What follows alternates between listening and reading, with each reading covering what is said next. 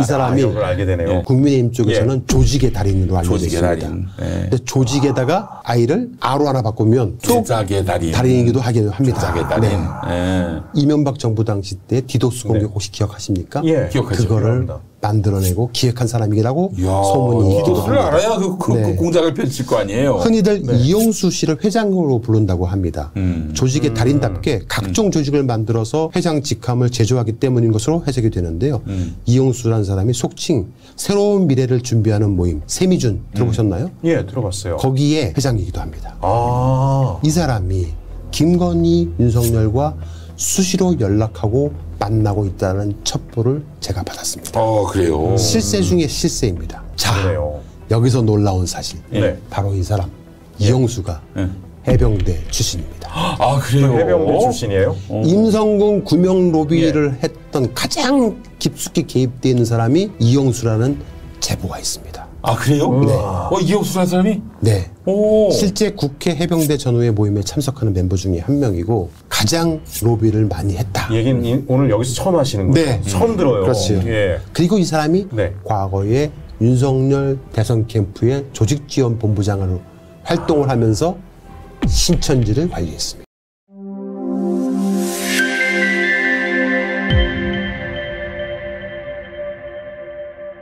이종호라고 들어보셨죠? 최혜병 사망 사고건 관련해서 용산 대통령실 등의 외압 사건에 불거진 사람이죠. 바로 블랙펄 인베스트의 전 대표. 이게 김건희 주가 조작 2차 주포. 네. 2차 주포. 굉장히 놀라운 능력자인 것 같습니다. 근데 이 사람이 말이죠. 지난번에 마약 반입 사건 74kg짜리 역대 두 번째 큰 마약 조직을 영등포 경찰서가 일망타진했잖아요. 그때 그 영등포 경찰서 수사팀장한테 연락해가지고 수사 좀 하지 말라고 했던 사람. 그 사람이 바로 조병로. 네. 조병로를 내가 뭉와 2개 달아주겠다고 했던 사람도 바로 이 사람입니다. 네. 그러니까요. 정말 뭐 양파 껍질처럼 모든 곳에 다 연결돼 있는 거예요. 근데 이 사람이 그 VIP 동원해서 임성근이를 별 4개 달아주겠다고 했는데 그 VIP가 누구냐라고 했을 때 바로 김건희라고 얘기했었어요. 맞습니다. 자, 공익제보자 김규현 변호사와 함께 멋진 해병이라는 단체 카카오톡 대화방에 있었던 사람이고 도이치모터스 주가 조작의 두 번째 주포였던 사람입니다. 1심에서 징역 2년에 집행유예 3년을 선고받고 현재 자유롭게 활보하고 있어요. 자, 이종호는 도이치모터스 공범 의혹으로 지난 2021년에 압수수색 당시에 자신의 휴대전화를 파손해서 증거인멸을 시도했던 사람이기도 합니다. 자, 오늘 이야기할 썰은 그 단톡방에서 이종호가 김기현 변호사에게 전화로 뭐라고 말하냐면은 윤석열 김건희는 우리가 결혼시켜줬어 라는 말을 합니다. 윤석열 김건희는 우리가 결혼시켜줬다 이렇게 말했다고요? 자, 이종호가 말한 우리란 과연 누구일까? 기존에는 그 삼부토건 조 회장이 뭐 그 했다고 그러지 않았습니까? 또 우리라고 얘기하면 뭐 그래서 사실은 그 설뿐만 아니라 또 다른 설이 있었어요. 그 스님이 연결해줬다. 그래서 그 조 회장을 빗대서 호텔 이름이 라마다 르네상스 스님이 아닌가 뭐 이런 얘기 있었는데 제가 김건희 쪽에 의해서 고발을 당해가지고 지금 기소가 돼서 재판을 받고 있어요. 저는 수사기관 나가서 한마디도 안 했는데 진술 거부를 했는데 기소를 해가지고 지금 재판을 받고 있는 중이거든요.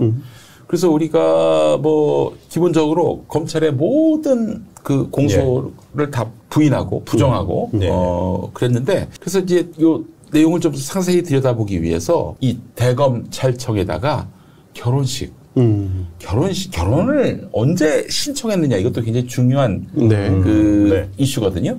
그러면 당연히 컴퓨터로 이제 등록을 하고 신청을 하고 그럴 텐데 그냥 결혼식 날짜별로만 리스트가 있고 언제 신청했는지 그게 없을 수가 없잖아요. 무슨 종이로 쓰는 것도 기록이 다 남을 텐데 그래서 없다. 기록이 없대요? 기록이 없다. 이렇게 얘기하고 있어서 이 새끼들 뭔가를 숨기는구나. 그런 생각을 좀 해봤습니다. 자, 윤석열은 검찰총장 시절에 조국 관련해서 박상기 전 법무부 장관한테 사모펀드는 사기꾼들이 하는 짓이라고 발언을 하기도 했었습니다. 조국을 겨냥해서. 그리고 윤석열은 내가 론스타를 해봐서 잘 아는데 사모펀드에 대해서 조국이가 아주 나쁜 놈이야 라는 발언을 했다고 합니다. 자신이 사모펀드 쪽을 좀 아는데 장관이 돼도 날아갈 사안이라며 대통령 면담을 요청했다면서 조 전 장관을 향해 거친 말을 내뱉기도 했다고 소개했습니다. 조 전 장관이 사모펀드에 관련이 있다라는 뜻으로 말을 한 건데요. 네. 하지만 결과는 없어. 정겸신 교수와 조국 전 장관 모두 사모펀드 코링크 피해였죠. 관련돼서 다 무죄를 받았고요. 그렇지. 네. 압수수색을 대대적으로 하는 단초가 됐기도 했었습니다. 네, 네. 윤석열은 오랫동안 주가 조작, 무자본 M&A, 사모펀드 등을 수사해온 특수통 출신 검사입니다. 얼마나 많은 선수들을 만나봤을까. 네. 그들로부터 그들의 범법 행위를 통해 손쉽게 돈을 벌 수 있는 방법을 터득하거나 알 수 있었을 거 아니겠습니까? 그렇지. 예. 만약 우리가 검찰이 봐준다면 예. 더 나아가서 함께 일을 도모한다면 이라고 생각을 해볼 수도 있겠지요. 썰이니까. 예. 그렇죠. 법망을 빠져나가는 네. 방법도 다 알고 있을 그런 네. 말이 예. 있습니다. 수백억 대의 범죄를 저지른 금융 범죄자가 혼자 다 먹으려고 하면 징역 30년, 반띵하면 징역 15년, 네. 골고루 나눠주면 예. 징역 1, 2년, 아. 다 주면 집행유예나 무죄라는 얘기가 있습니다. 자, 백엔릿 송사라고 혹시 들어보셨습니까? 백엔머리 송사? 백엔머리 송사, 백엔릿 송사. 이게 처음 듣습니다. 아내가 남편에게 예. 잠자리에서 자신이 원하는 것을 속살거리면서 이야기를 하면은 다 들어준다. 예, 다 들어준다. 이런 뜻으로 많이 알려지는 게 백엔머리 그래요? 송사라고 합니다. 예. 그러니까 이제 윤석열은 떠벌리기를 좋아하는 성격이다 보니까 침대 백엔머리에서 부인인 김건희에게 내가 말이야 이런 수사를 했는데 이런 놈들이 이렇게 해먹더라고. 이거 우리가 봐주면 이거 어마어마하게 해먹겠더라고. 여보 그거 우리가 이렇게 수 있지 않았을까라고 네, 상상을 해보는 거죠. 네. 전 나이 되도록 같이 침대에서 자는군요. 자. 제가 자는 걸 옆에 가서 보질 못해서. 그거는 어떻게 아셔? 우리 그거는 제가 대표님은. 잘 압니다. 네. 왜냐면은 이 방송으로는 말씀 못 드리겠는데 윤석열이가 김건희와 사는 이유 중에 유일한 이유가 그거이기도 합니다. 그래요? 네. 그거가 뭔지는 말을 못 하겠습니다. 하여튼 넘어갑시다. 예. 지난 오래오도를 통해서 언급한 바가 있는데 백연머리 송사라고 이 말씀을 드렸던 이 부분에 대해서 윤석열이 여러 가지 말을 했는데 제가 남편이 총장 출신에다가 검사 출신이다 보니까 정보가 상당히 많은 편이다. 상상 초월이다. 그러니까 주가 조작도 했겠지. 네, 말을 해요. 네. 방금 제가 말씀드렸던 것. 네. 김건희가 어떻게 알겠어요? 어떻게 이렇게 최재형 목사한테 말을 하겠냐고요. 윤석열 씨가 백엔머리에서 이야기를 했기 때문에 야, 이거 굉장히 알겠죠. 중요한 멘트인데. 엄청나게 중요한 멘트예요. 예. 자, 그러면 윤석열은 이 윤석열은 문제긴 하네. 자신이 수사한 사건에 대해서 김건희에게 이야기했다 1번, 안 했다 2번을 눌러주시기 바랍니다. 네, 지금 네. 올려주세요. 했다고 생각하면 1번, 안 했다고 생각하면 2번을 눌러주시면 됩니다. 1번 또는 2번 아니면은 네. 10,000원 또는 20,000원 슈퍼챗. 어떻게 생각하십니까? 했을 거라고 생각하십니까? 했을 거라고 생각합니다. 우리 최 교수님은? 당연히 했겠죠. 네. 좀 자신감을 가지고 하는 그 멘트 같은데요. 네. 자, 윤석열이 김건희에게 자신이 수사했던 사람들 네. 이런 방법으로 했더라라고 소개했을 가능성도 썰이니까 네. 있을 수 농후에 있겠죠. 보여요. 네. 네. 자, 그래서 김건희가 최재형 목사와 나눈 카톡에서 이런 말도 했었던 것 같아요. 이런 식으로 하면은 안 걸리고 예. 우리가 수사기관이 봐주면 된다. 정말 최고 선수들과 인맥을 형성해서 걸리면 수사무마 혹은 축소한다라면은 네. 그렇게 만들어진 선수들과 검사들 그리고 그 주변인들 이들을 통칭해서 우리라고 표현했을 가능성이 있지 않을까라고 생각을 해보는 거예요. 네. 네. 3부 내일 체크하고 이종호의 카카오톡 내용 중에서 3부 내일 체크하라고 발언을 했던 시기를 한번 보시겠습니다. 2023년 5월 14일 날 이때 이렇게 발언을 해요. 이걸 가지고 유상범 국민의힘 의원은 3부가 골프 3부라는 얘기를 했던데 이종호가 여기서 내려가면서 이 시간을 정한다면 이거는 골프 3부를 얘기하는 겁니다. 바로 붙어 있어요. 골프 얘기예요. 근데 이게 느닷없이 근데 요 위에 것만 보면 이 골프 3부일 수가 없는 게 네. 3부라고 하는 것이 거의 저녁부터 하는 골프잖아요. 예. 그죠? 네. 보면 2시에 1차 운동. 아니 근데 어차피 2시에 시작하면 3부는 아니지 기본적으로. 실제로 확인을 해보면 네. 해병대 골프장은 3부가 없어요. 그런 얘기 했어요, 실제로. 네, 네. 그러니까 이 내용만 보더라도 3부하고 네. 무관하다는 거를 알 수 있는데 이걸 가지고 누구야, 저 친구? 유상범이가. 유상범이요. 네. 끝까지 하여튼 3부로, 네. 그 골프 3부로 만들려고 애를 썼던 거죠. 예. 자, 이 발언에 따라서 시기를 한번 쭉 따라가 보면 2023년 5월 16일 날 올레나 젤렌스키 우크라이나 대통령 부인이 한국을 방문합니다. 예. 그리고 다음 날 윤석열이 우크라이나 재건 지원 계획을 발표합니다. 그렇죠. 이틀 뒤부터 삼부토건 주식이 막 지속기 시작을 하더니만 윤석열이 우크라이나를 방문하기까지 주가가 무려 4배 이상 치솟습니다. 지금은 몇백 원대인데 최고점이 5,010원. 네, 그 당시에 그랬습니다. 그러니까 이틀 뒤부터 삼부토건 주가가 막 지속하기 시작해서 최종적으로 5,010원까지 찍었던 거예요. 예. 그때 뭐 삼부토건이 재건 사업을 뭐 맡을 것이다. 이거는 뭐 정부 발표라든지 뭐 뉘앙스도 나온 바가 없는데 이렇게 폭등을 했단 말이에요. 물밑에 누가 이제 뭐 말을 흘렸을 가능성이 그렇죠. 굉장히 많습니다. 그렇죠. 결국 이제 저 사업의 최고 혜택은 삼부한테 갈 그렇죠. 거다. 네. 정부가 뭘 할지를 사전에 미리 알고 주식을 사두기만 하면 차액이 저절로 수익이 굴러 들어올 수 있는 거 아니겠습니까? 군대 사이에서 이미 정보가 돌았던 거예요. 네. 삼부토건으로. 이종호는 김규현 변호사 공익제보자에게 다음과 같이 또 이야기합니다. 지금 삼부토건이 그 원일이 아버지가 회장이거든. 저기 땡땡이 조원일입니다. 이 녹취에 등장하는 원일, 저 조원일 씨에 대해서 한번 알아볼 필요가 있습니다. 이 사람이 누구냐면은 열린공감TV에서 오랫동안 취재 보도했던 전 삼부토건 회장이었던 조성옥이라는 사람의 아들입니다. 아들이에요. 네. 조원일, 그 사람이 누구냐? 조원일은 삼부토건 조성옥 전 회장의 아들로서 코디엠이라는 회사의 실제 소유주로 알려졌던 사람입니다. 이 코디엠이 반도체 만들던 삼성에 납품하던 회사하고 화장품 회사하고 이렇게 합병시킨 그런 회사라고 보시면 돼요. 아버지 조성옥을 대신해서 실질적으로 자금을 만진 사람이고 주가 조작 선수 중에 한 명으로 알려져 있는 사람입니다. 아주 유명한 기업 사냥꾼이었다고 말씀을 드릴 수 있을 것 같습니다. 자, 이 조원일은 라임인 펀드 혹시 아시죠? 라임 펀드 사기 사건 자금을 받아가지고 유용한 혐의로 이른바 라임 회장단 중에 한 명으로 알려져 있는 사람이기도 하고요. 옵티머스 돈 세탁을 해서 헌인마을 사업의 삼부토건 직원들을 개발조합원 등으로 위장시킨 또 주범으로 알려져 있는 사람이기도 합니다. 라임 펀드, 옵티머스 펀드에 다 관여되어 있는 사람인 거죠. 그러니까 옵티머스 돈 세탁 자금 중에 일부가 상상인 저축은행 등 금융기관을 통해서 헌인마을 도시개발 사업 조합원들을 매수하는 데 쓰이기도 했습니다. 이 조원일은 또 다른 무자본 M&A 및 주가 조작 선수 이인광이라는 사람과 함께 에스모라는 회사를 무자본 인수해서 라임 펀드 사기 사건을 아직 프랑스에 있지 만든 않나요? 겁니다. 맞습니다. 이인광은 프랑스에서 잡혔어요. 그것도 당시에 문재인 정부의 검찰과 함께 협동을 해서 잡았어요. 그런데 윤석열 정권의 검찰이 한국을 소환을 안 해요. 그래서 그 정권 검찰이 지금 정권 검찰인데. 그래서 이인광이가 프랑스 정부에 보석금을 거액을 내요. 어떻게 됐을까요? 풀려 나왔어요. 그래서 프랑스에 아직도 그냥 잘 있어요. 감옥 밖에서. 아니 자기 자택에서. 자택에서. 자택연금 상태예요. 그러면 빨리 데리고 와야 될 거 아니에요.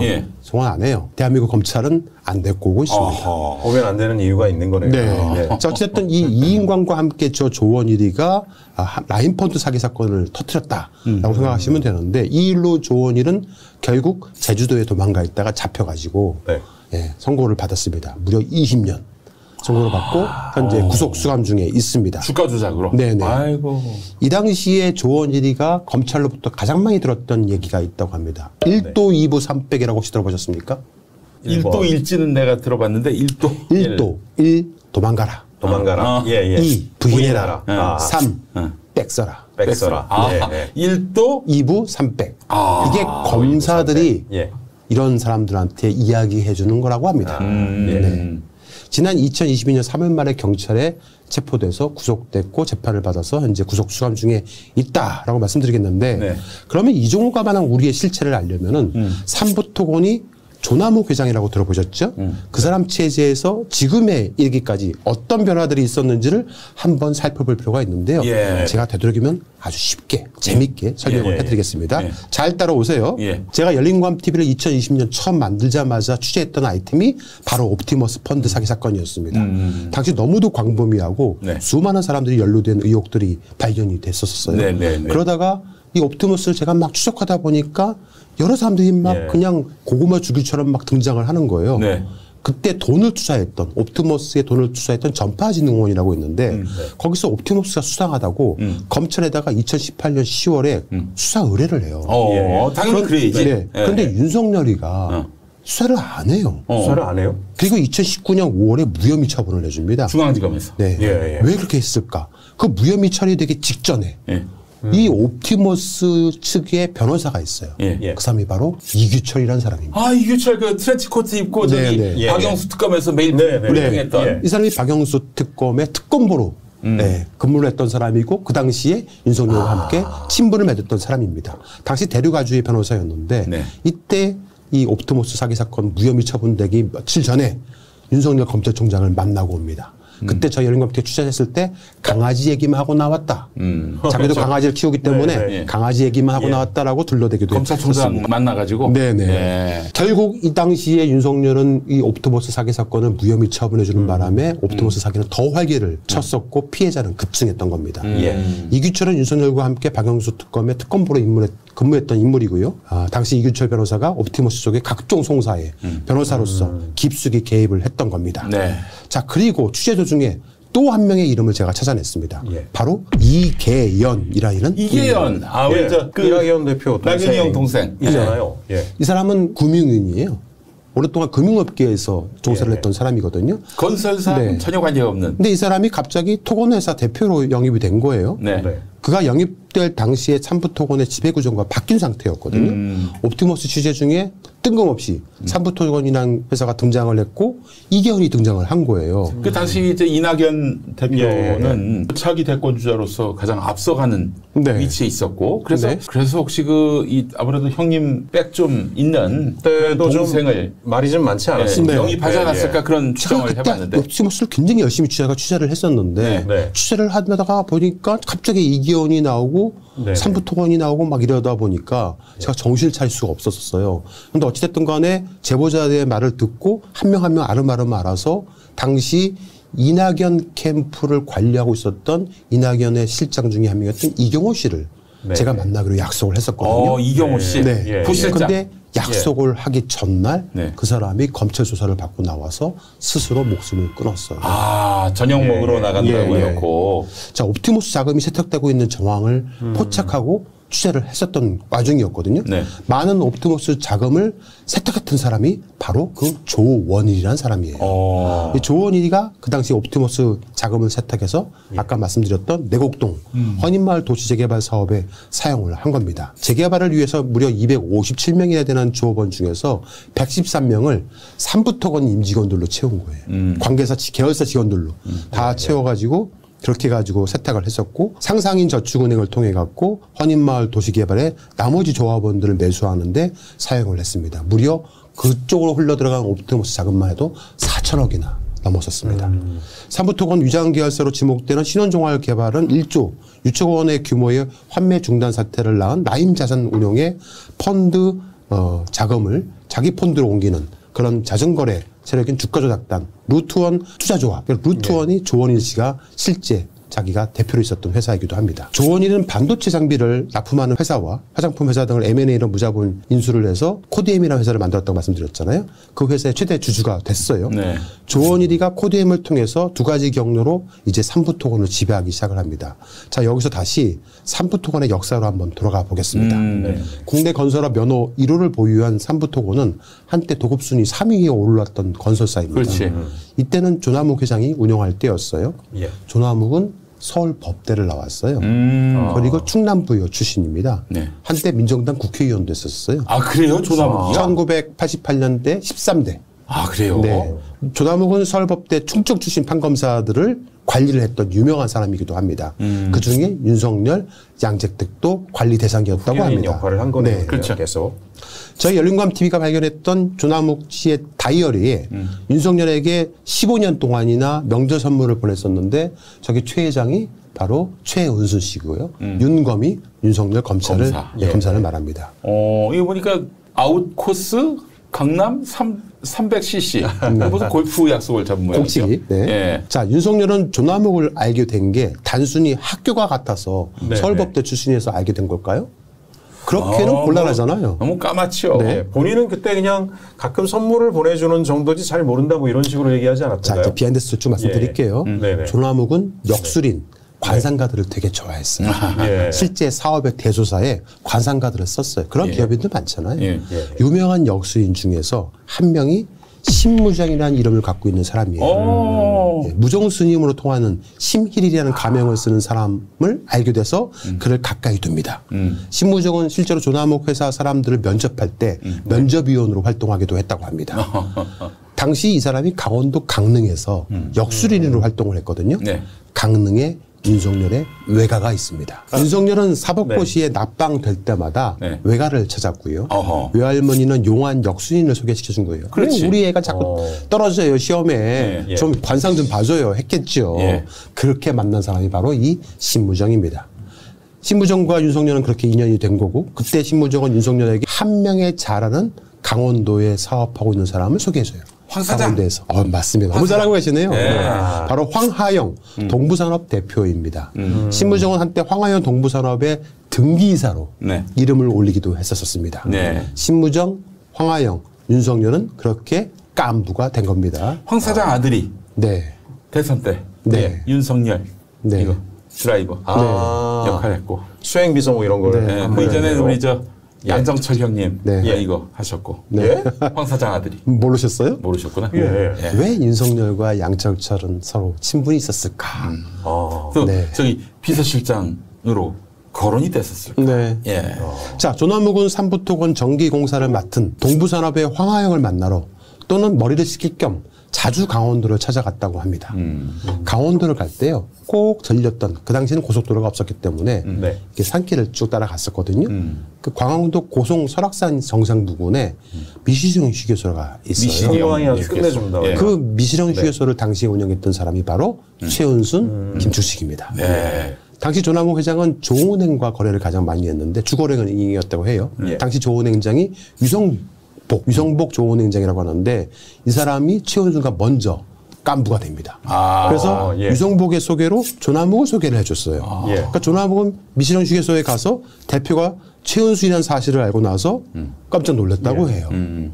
조남욱이라는 회장은 그런 인연을 예. 약간 무속적으로 많이 좀 이렇게 좋아하던 사람이다 보니까 예. 그런 인연을 되게 중요시 생각했던 사람이라고 합니다. 최은순은 그렇게 해서 자연스럽게 조남욱, 황하영, 신무정 등을 알게 되고 같은 골프 멤버가 됐다고 합니다. 김건희가 경기대학교 시절에 예. 조남욱이 운영하던 라마다 르네상스 호텔을 친구들과 자주 들락거렸거든요. 아, 이분이 누구십니까? 이분이 김명신이라고요. 지금 김건희라는 이름으로 활동하고 있는 사람입니다. 아니 어디 봐서 얼굴이 네. 좀 다른데요? 완전히 다르지. 예. 근데 이 사람이 이 당시에 대학을 잘 다니지 않고 친구들과 함께 라마다 르네상스 호텔에 가서 자주 좀 있었나 봐요. 바로 예. 그게 줄리로 활동했다는 의혹을 받고 있었던 겁니다. 그 계저씨들하고 같이 이제 네. 예. 차도 마시고 뭐 그랬던 네. 걸로. 그러던 와중에 조남욱 회장의 눈에 띄기도 했었다고 해요. 그런데 김건희의 모친이 최은순이라는 사실을 알고 네. 어이구 이런 인연이 다 있나 라는 말을 했다고 합니다. 그런 와중에 윤석열은 1996년에 사법고시에 합격을 하고 강원도 강릉지청에 근무를 하게 된 겁니다. 예. 최은순은 그렇게 해서 자연스럽게 조남욱, 황하영, 신무정, 윤석열 등을 만날 때마다 부침성이 좋은 자신의 딸 김명신을 대동한 이분은 또 거예요. 누구십니까? 김명신 씨입니다. 네. 아 그래요? 네네. 앞에 분하고 완전히 다른 분으로 보이는데. 예. 이때부터 김명신은 윤석열에게 오빠라고 불렀던 거지요. 오빠. 김건희가 말한 오래전부터 아는 오빠로 지내다가 라는 말도 많기는 합니다. 네. 그러므로 김건희와 윤석열이 주장하는 아는 스님, 신무정이 소개했다는 말도 맞고 최은순이 검찰 조서에다가 남긴 조남욱 회장의 소개로 알게 됐다는 말도 맞는 겁니다. 네. 그래서 제가 말씀드렸던 두 가지가 다 맞는 거예요. 예. 아, 이제서야 이제 전체가 네. 좀 다. 예. 저도. 자, 그렇게 이제 세월은 흘렀습니다. 네. 네. 삼부토건 조남욱 회장은 자식들의 경영권 다툼으로 골머리를 앓았어요. 두 아들이 있어요. 큰 장자는 죽고 예. 두 아들이 서로 경영권 다툼을 벌인 거예요. 네. 그러다가 서로 부정한 방법으로 부실 경영을 일삼기 시작을 했습니다. 우선 2003년도에 서초동 내곡동 헌인마을 부지를 삼부토건이 사들였는데 고급주택 단지로 개발을 추진하다가 이 과정에서 임직원 10명이 거액의 공금을 횡령합니다. 아이고 세상에. 그런 사건이 벌어졌었고 게다가 당시 카자흐스탄 오피스 개발 사업에 삼부토건이 참여를 하면서 거액의 거액의 PF 대출을 일으킵니다. 근데 이걸 또 자금들을 빼돌려요. 아들들이. 그러다가 또 리베이트를 받고 하다가 검찰 수사를 받게 된 거예요. 이런 일이 있을 때마다 윤석열이 몇 차례 봐주기도 해요, 실제로. 네. 실제 조남욱 회장이 윤석열한테 가서 봐달라고 해. 이런 말도 했었거든요. 네. 이때 윤석열에게 형이라고 불렀던 조남욱의 차남 조시현 사장은 그런데 결국 징역 2년의 실형을 살아야만 했습니다. 더 이상 버틸 수가 없었던 삼부토건 조남욱 회장은 2015년에 자리에서 물러납니다. 그리고 르네상스 호텔 매각에도 실패를 해서 2015년 9월부터 2년간 삼부토건이 법정 관리에 들어갑니다. 그러다가 결국 2년 뒤인 2017년에 인수합병 시장에 매물로 나온 거예요. 삼부토건이. 자, 이때부터 주가 조작 세력들과 무자본 M&A 세력들의 먹잇감이 된 거예요. 아, 삼부토건이? 네. 우리나라 건설변호 1위로 엄청 좋은 실적을 갖고 있는 회사잖아요. M&A 세력이 다 달라붙기 시작한 거죠. 자, 먼저 DST 로봇이라고 현 휴림 로봇이라는 회사가 있었는데 컨소시엄을 통해 가지고 삼부토건의 최대 지배주가 됩니다. 그 중심에는 이 DST 로봇의 당시 실소유자였던 김재현이라는 인물이 있었어요. 근데 이 사람이 누구냐면요. 그 사람이 삼부토건 회장이라고 명함을 파고 다니면서 삼부토건 경영에 여러 가지 행사를 했었던 사람인데 김진우라는 가명을 쓰기도 했었고 김행군이라는 가명을 쓰기도 했던 사람인데 바로 범서범파 도복인 김태촌의 양아들로 알려져 있는 사람이에요. 예. 그럼 김태촌도 저기에 연루가 돼 있는 거예요? 김태촌의 양아들로 알려져 있는 이 김재현이라는 인물이 그런 일을 한 거죠. 과거부터 이 김재현이라는 사람은 오랫동안 상장사들을 무자본으로 인수해서 처벌을 받은 정과가 무지기로 있었던. 무자본으로 어떻게 인수합니까? 그거는 이제 간단합니다. 이거요? 아니요. 뭐예요? 그냥 들어가기 전에 인수합병을 통해 가지고 PF를 대출을 이렇게 대출을 받아가지고 그걸 갖고 자기 돈 하나도 안 들이고 그걸 갖고 자본 잠식을 해가지고 뺀 다음에 다시 이거 갚아내고 뭐 이렇게 세탁을 계속 하는 일을 한 거죠. 그 보편적인 방법인데 네네. 갑자기 이 양반 얼굴 보니까 이게 아니야. 무자본으로. 네. 아무튼 그는 삼부토건 인수 직후에 수백억 원에 달하는 산해 유보금, 삼부토건 산해 유보금이 수백억이 있었나 봐요. 그거를 다른 곳에 투자한다는 명목으로 외부로 유출을 하려고 했었고요. 투자금을 다시 자신한테 돌아오게 하는 구조를 짜기도 했던 사람이에요. 그래요? 삼부토건 자금으로 삼부토건 인수대금을 또 충당하려고 했던 거죠. 이와 관련된 검찰 수사가 시작될 조짐이 보이자 이 사람이 줄행랑을 칩니다. 도망가 버려요. 지분을 싹 정리하고.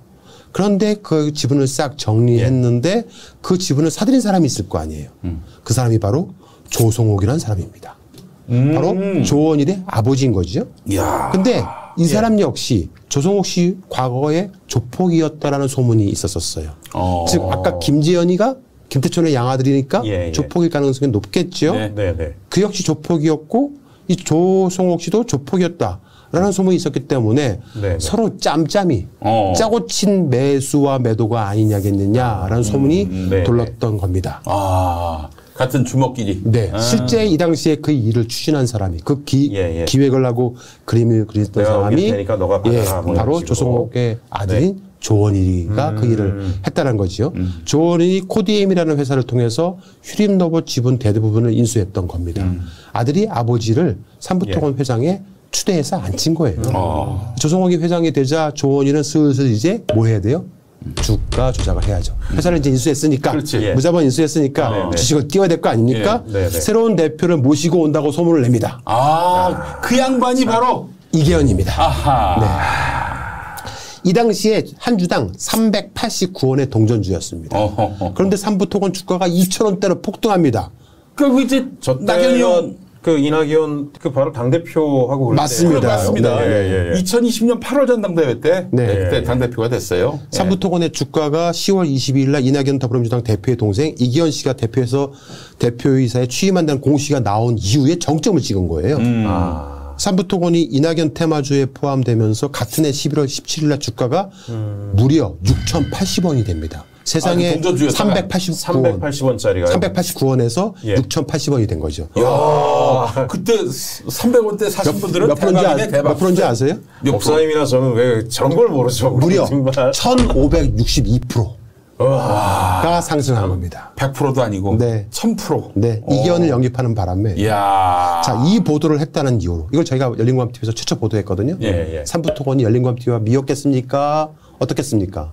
미운 정도가 아니지 그냥. 네. 저희를 고발해요. 고소해요. 고소해갖고 삼부토건으로부터 고소를 당했는데 네. 저희가 민형사에서 이겼겠습니까? 졌겠습니까? 이겼겠죠. 다 이겼습니다. 예. 네. 왜냐면 저희 예. 우리 정철수 PD는 사법부가 지금 다 봐주고 있다 이런. 네, 제 뒤에 한다오니까 뭐 윤석열이 있대요. 떠드는 사람들도 있어요. 자꾸 네. 이기니까 이제 네. 또. 네. 너무 이기니까 지는 게 없으니까. 네. 조원일이 라임 돈을 옵티머스 돈으로 세탁하는 기상천외 한 방법을 쓰기도 했었는데 네. 조세피처를 통해서 비트코인 시장으로 유입을 시켰고 아이고. 미처 빠져나가지 못한 돈들은 헌인마을 등 도시지 개발 사업 조합 사업으로 또 돈 세탁을 하기도 했었습니다. 결국 이 사람은 잡혀서 20년을 선고 받고 현재 감옥에 있지요. 아이고. 자, 이런 일들이 삼부토건에서 벌어질 당시에 이 내용을 너무도 잘 알고 있는 사람이 있었습니다. 예. 바로 그가 윤석열입니다. 그는 예. 백엔리 송사를 통해서 주가 조작 세력들을 김건희에게 소개했을 가능성이 매우 크다고 그렇지. 썰로 생각해 봅니다. 예. 그래서 그는 늘 입버릇처럼 사모펀드 내가 좀 아는데 라고 말을 했던 겁니다. 그러니까 잘한다는 건 예. 수사를 많이 해서 잘한다는 그렇죠. 저런 게 말을 아니라 했었죠. 네. 사업권 김건희는 잘한다고. 그렇게 알게 된 사람이 이종호와 조원이었을 가능성이 매우 높습니다. 네. 그래서 이종호가 오래전부터 우리는 같이 알고 지냈다라고 말을 했을 가능성이 높은 것이죠. 바로 이종호는 도이치모터스 주가 조작의 주범 중 한 명이고요. 라임 옵티머스 사기 사건은 삼부토건, 성지건설 등으로 무자본 M&A와 주가 조작을 위한 자금 등으로 활용이 됐습니다. 열린공감TV에서 보도를 했지만 성지건설도 삼부토건의 전소공 회장이 이 성지건설에 또 회장으로 가요. 네. 그리고 마기혁 감사라고 삼부토건 감사가 있었는데 그 사람을 이 성지건설의 대표로 보냅니다. 그렇게 해서 인수를 해서 현재 성지건설은 대부분 자금을 다 털어먹고 껍데기만 남아있는 상태고 직원은 남아있는 사람이 없고요. 제가 취재를 해보니까 성지건설 되게 컸었던 회사였거든요. 예. 들어봤어요. 텅텅 비어 있습니다. 네. 와. 그런 와중에 이 성지건설의 현 대표가 아들, 최은순의 아들 김진우를 찾아서 가서 로비를 했다, 시도했다라는 저희가 제보를 받고 취재해서 보도를 한 바도 있습니다. 네. 김건희가 만약 삼부토건에 개입이 되어 있다라면은 삼부토건을 통해서 큰 돈을 벌려고 했을 가능성이 있었겠지요. 그렇지. 네. 2022년 5월에서 6월 사이에 삼부토건이 우크라이나 재건 사업에 참여한다는 소문이 나기 시작합니다. 당시 우크라이나 재건 관련 이슈로는 우크라이나 국립은행이 국제사회로부터 원조액을 무려 40조를 받는다라는 기사가 막 쏟아지던 시기였었어요. 그런데 이때 삼부토건 주인이 또 바뀝니다. 이번에는 화장품 회사인 DYD라는 회사가 2021년에 인수를 합니다. 그 휴림 로봇은 내놓은 거군요. 네. 휴림 로봇에서 소유하고 있던 지분을 내놓은 거죠. 그거를 이 DYD라는 회사가 인수를 해요. 네. 이 DYD라는 회사의 대표가 누구냐? 이일준이라는 사람입니다. 이일준. 대양산업개발 회장을 했던 사람인데 그가 우크라이나 재건 사업 관련 삼부토건이 관여할 거라는 소문이 돌던 2022년 5월에 삼부토건 경영권을 양도받는다는 체결을 합니다. 그리고 2023년 2월에 삼부토건 인수대금 700억을 납부해서 결국 삼부토건을 손아귀에 넣습니다. 투자은행 업계에서는 2022년 DYD에 삼부토건 인수를 놓고 각종 뒷말이 오갔는데요. 삼부토건이 당시 영업 손실이 630억 원에 달했거든요. 무슨 말이에요? 최악의 실적을 거두고 있었던. 법정 관리 뭐 이런 것도 있지 않나요? 그래서 위에 삼부토건을 인수하면은 부채가 증가하고 채무가 부담이 커질 수밖에 없잖아요. 그런데도 불구하고 이 사람이 삼부토건을 인수를 한 거예요. 왜 그랬을까? 그리고 최악의 삼부토건이었는데 그 와중에 2023년 5월 14일 날 이종호가 삼부 내일 체크하고 라고 발언을 한 겁니다. 맞물리는군요. 네.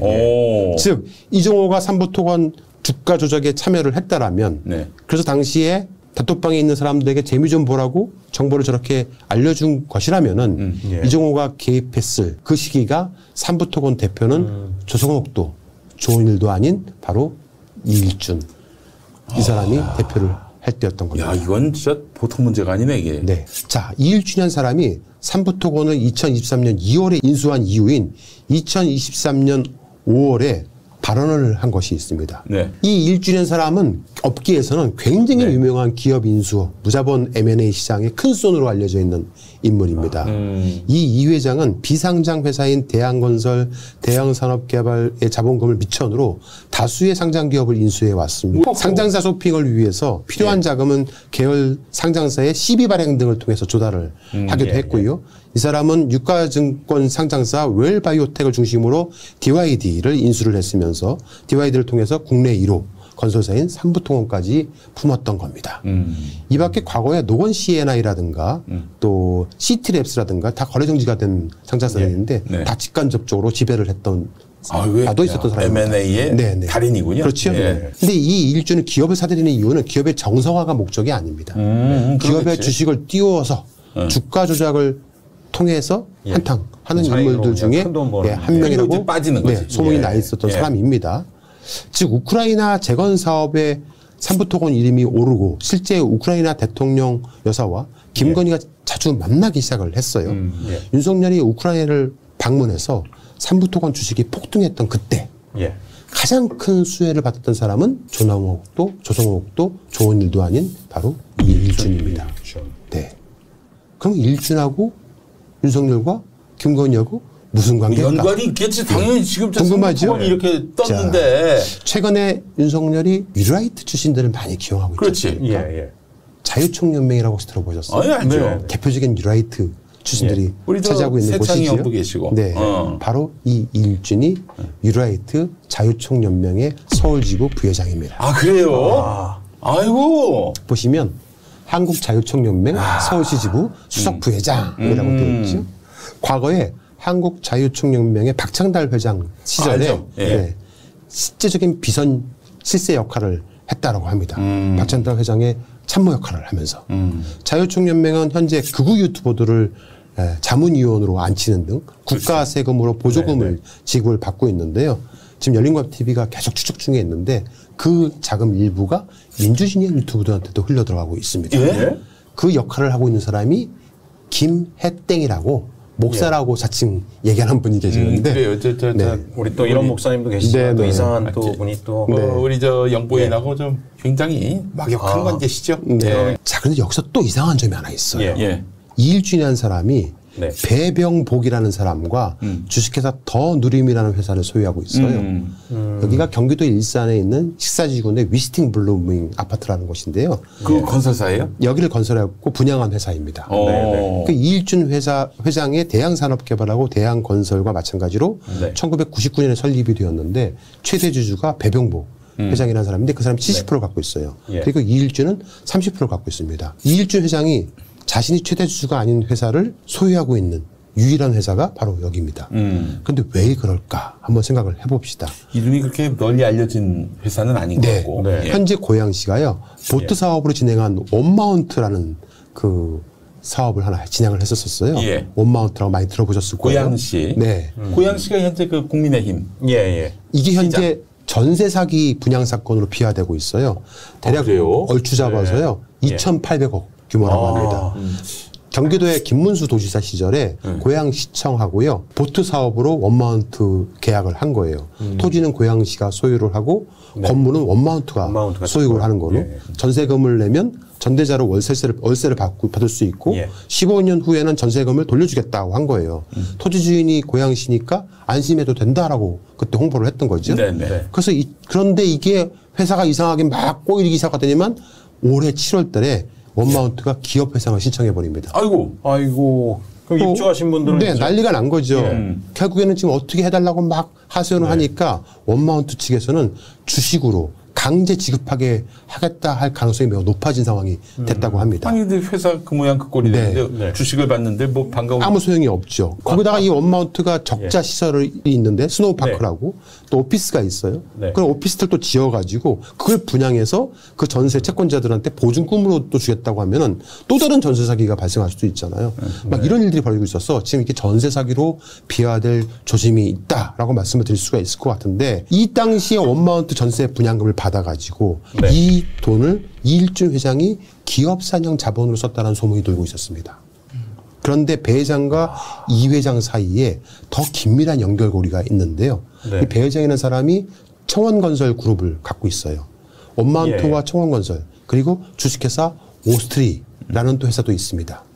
그 배회장의 오스트리의 대표가 누구였는지 아시면 놀랄 겁니다. 이 사람이 현재 DYD의 대표예요. 예? 이 사람이 누구냐면은 현재 삼부토건 대표이사로 또 가요. 삼부토건에 이응근이라는 사람이 대표 있었는데 이 사람이 현재 쫓겨나다시피 물러납니다. 네. 그리고 이 사람이 DYD 대표로 가요. 그가 바로 정창래라는 사람입니다. 정청래가 아니라 정창래. 검사. 정창래라는 사람인데 오, 아시네요. 예, 네. 예. 이 사람이 바로 검사 출신입니다. 검사면 네. 네. 예, 윤석열 대통령하고 예전에 오, 잘하시네요. 예, 예. 네네. 윤석열 대통령하고 같은 고양지청에서 근무했었다는 소문이 들어왔는데 네. 제가 팩트체크를 해보니까 윤석열 대통령이 근무했던 고양지청에 근무했던 시절은 2005년이었고 네. 이 사람이 정창래 씨가 근무했던 시절은 2003년이었기 때문에 시간이 좀 겹쳐서 다른데 근무한 때가 없었다. 예. 그런데 이 사람이 누구하고 사법연수원 동기인 줄 아십니까? 정창래가 한동훈. 27기. 27기 동기입니다. 네. 그리고 이 정창래 대표이사가 아까 말씀드렸던 원마운트의 감사이기도 했었습니다. 그 윤석열 뭐 패밀리네요. 네. 삼부토건의 대표이사가 된 이후에 우크라이나 재건 등의 공시로 주가가 급상승했었잖아요. 네. 한국거래소가 관리 종목으로 지적을 하고요. 예. 16일 하루 동안에 네. 주식거래 정지 조치를 최근에 했습니다. 너무 네, 네. 쳐올라가가지고. 네. 예. 다시 19일부터 거래가 되고 있기는 하지만은 이게 주가가 떨어져 갖고 다시 동전주가 됐습니다. 738원의 시세가 형성이 되고 있다고 합니다. 지금? 지금은 900원 정도 한 것 같아요. 현재 삼부토건의 부채 비율이 몇 프로인지 아십니까? 무려 400%가 넘습니다. 이제 직원들 월급도 못 준다는 소문이 네, 있어요. 저희한테 예. 각종 제보가 막 쏟아지고 있는데 월급을 안 주고 있답니다. 아하. 그런 그런 와중에- 일하는 뭐 직원들 노동자들은 다 그냥 네. 피를 빨리고 그런 와중에 맨놈들은 장난질해서 그런 돈 와중에 벌어먹고 임원들은 예. 고액 몇 억씩 예. 나눠 가졌답니다. 임원들은요. 네. 이제 또 그만둘 생각 하겠지 또. 네. 예. 이제 모든 축제는 끝났고 예. 네. 설거지만 남았다는 말이 돌고 있습니다. 네. 누구는 떼돈을 벌고 예. 누구는 돈을 잃었습니다. 네. 자, 문제는 아까 말씀드렸던 유라이트 대표적인 한국자유청연맹 여기에서 각종 관조대묘를 하고 있다고 말씀드렸잖아요. 네네. 그 유튜버들이 윤석열이 정의롭다 하고 뭐 관조대묘 많이 하잖아요. 예. 그 비용들이 다 여기서 나온다는 설이 있어요. 그렇지. 맨 정신으로 예, 윤석열을 예. 지지할 수는 없지 사실은. 각종 세금도 지원해주고 있다 이런 말들도 나오고 아니 있거든요. 이게 들어가지 않고서 어떻게 윤석열을 지지해 맨정신으로. 네. 예. 어? 자, 그런데 문제는 자, 한국자유천명연맹이라는 곳이 유라이트의 대표적인 곳으로 알려져 그렇죠. 있잖아요. 예. 여기서 각종 관조대모를 해주고 있어요. 극우 유튜버들이 윤석열이 정의롭다 하는 것들이 대부분 다 이 자유청연맹에서 거기 나오고 있거든요. 예전에 기억하십니까? 네. 네. 김대중 대통령이 이제 대통령 선거에 예, 예. 나왔을 때 네. 자유총연맹이 뭐 했냐면은 여야 후보들을 초대해 놓고 사상 검증을 했어요. 저도 사상 기억이 검증 납니다. 토론회. 아니 아, 지들이 뭔데 사상 검증을 해? 그리고 대한민국에서 왜 사상 검증을 해? 아니, 자유라고 달아놓고요. 네. 예. 근데 이 자유청연맹에 거금을 계속 지원해주라고 말을 하고 있는 사람이 저기 보시면 김건희 여사 관심이라고 되어 있죠. 저 얘기를 잘 지켜보셔야 돼요. 근데 자유청연맹이 이 돈만 가지고 국가에서 뭐 주는 돈만 가지고는 이 큰 조직을 잘 운영할 수가 어렵겠죠. 자유청연맹이 한전산업개발을 사들입니다. 무려 51%의 지분을 이용해갖고 한전산업개발을 민영화하고 대주주가 돼서 운영하고 있어요. 현재 31% 지분을 갖고 있는데 네. 이들이 원자력 발전 사업을 운영 관리를 하고 있어요. 왜 윤석열이 원자력 얘기를 하는지를 아셔야 하는 겁니다. 그럼 윤석열이가 뭘 강조하고 띄우고 이럴 때는 예. 다 이게 연관돼 있다고 저는 생각하고 있습니다. 보조금이 대폭 이 보조금을 자유춘명의 보조금을 대폭 김건희가 늘려줬다는 소문이 있고 그 돈은 다 어디에 지금 쓸까? 그리고 이 돈을 몰아준 실세가 있다 이런 말들이 막 들렸었는데 이세창이가 실세다 말하는 유튜버가 있다고 해요. 근데 그 이세창이라는 사람은 2018년도에 직무대행을 잠깐 했었고요. 실질적인 자유총명연맹에서 그렇게 실세가 아니라고 얘기가 있어요. 이세창도 제가 지금 말씀드린 이 사람의 꼬봉이다라는 얘기가 있습니다. 실세가 따로 있다는 네, 말씀이세요? 따로 조직 관리를 하는 사람이 따로 있다라는 얘기가 있어요. 두 분 혹시 이영수라는 사람 들어보셨습니까? 이영수. 저는 처음 들어봅니다. 그 예. 여권의 네. 그 조직 관리에 오, 우리 네, 이사님 아시네요. 이 제가 어떻게 알았냐면 네. 2012년 대선 당시에 네. 그 나는 꼼수다 할 때 네. 그때 네. 막판에 박근혜 후보하고 신천지하고의 네. 커넥션이 있는 것 아닌가 하는 네, 네. 얘기 난 꼼수에서 했어요. 제가 예, 했지. 예. 근데 말이죠. 선거 거의 다 끝날 무렵에 그 사실 그 신천지 반대 운동 펼치신 분들이 저희 낙검수에 나와서 녹음도 했거든요. 네. 내보내려고 했더니 내보내면 안 된다고 했더라고. 그래서 야 누군가가 이거 한 게 아닌가. 봤더니 나중에 기사에 보니까 신천지 탈퇴자들을 네. 말하자면 설득하고 입 닫게 만들었다. 네. 그 이영수 씨가 그런 네. 보도가 있었더라고요. 맞습니다. 그 사람이 설계자네요. 네. 그러면. 이 사람이 누구냐면 이명박 정부 초기 때 박찬달 당시 자유총연맹 회장의 특보를 지냈던 사람인데 이 사람이 국민의힘에 숨겨져 있는 실세 중에 실세 중에 실세입니다. 이영수 정치권에서 그의 이름 석자를 모르면 정치인이 아니다는 말이 있어요. 그렇죠. 예. 한참 멀었네요. 아, 선거 때만 되면은 김씨 중에 YS는 김영삼, 이씨 중에 YS는 이영수다. 네. 보수 여권에서는 그렇게 네. 또 선거 때만 되면은 등장하는 사람이 바로 이영수라는 강호의 사람인데 고수님들을 모시고 이 방송에 나오니까 이 사람이 이걸 알게 되네요. 예. 여당 국민의힘 쪽에서는 조직의 달인으로 알려져 조직의 있습니다. 달인. 네. 근데 조직에다가 아이를 아로 하나 바꾸면 또 조작의 달인. 달인이기도 하기도 합니다. 조작의 달인. 네. 예. 이명박 정부 당시 때 디도스 공격 혹시 기억하십니까? 예. 기억하죠. 그거를 기억합니다. 만들어내고 기획한 사람이라고 이야, 소문이 있기도 디도스를 합니다. 알아야 그 공작을 펼칠 거 아니에요. 흔히들 이영수 씨를 회장으로 부른다고 합니다. 조직의 달인답게 각종 조직을 만들어서 회장 직함을 제조하기 때문인 것으로 해석이 되는데요. 이영수라는 사람이 속칭 새로운 미래를 준비하는 모임 세미준 들어보셨나요? 예, 들어봤어요. 거기에 회장이기도 합니다. 아, 원희룡 국토부 장관과 함께 나타나서 예. 굉장히 많은 칭송을 받았던 사람이기도 하고요. 네. 이 사람이 김건희, 윤석열과 수시로 연락하고 만나고 있다는 첩보를 제가 받았습니다. 그래요. 실세 중에 실세입니다. 실제로 이 사람이 부친상을 당했었는데 네. 국힘 실세가 모두 조문을 갔습니다. 안 간 사람이 없어요. 나경원, 이철규, 권성동, 김종인, 권영세, 이은재, 원희룡 다 갔습니다. 책사로 불리는 사람들은 예. 전면에 드러나는 걸 굉장히 부담스러워하는데 우리가 예. 이영수란 이름을 많이 회자시켜야 할 것 같아요. 자, 그래요.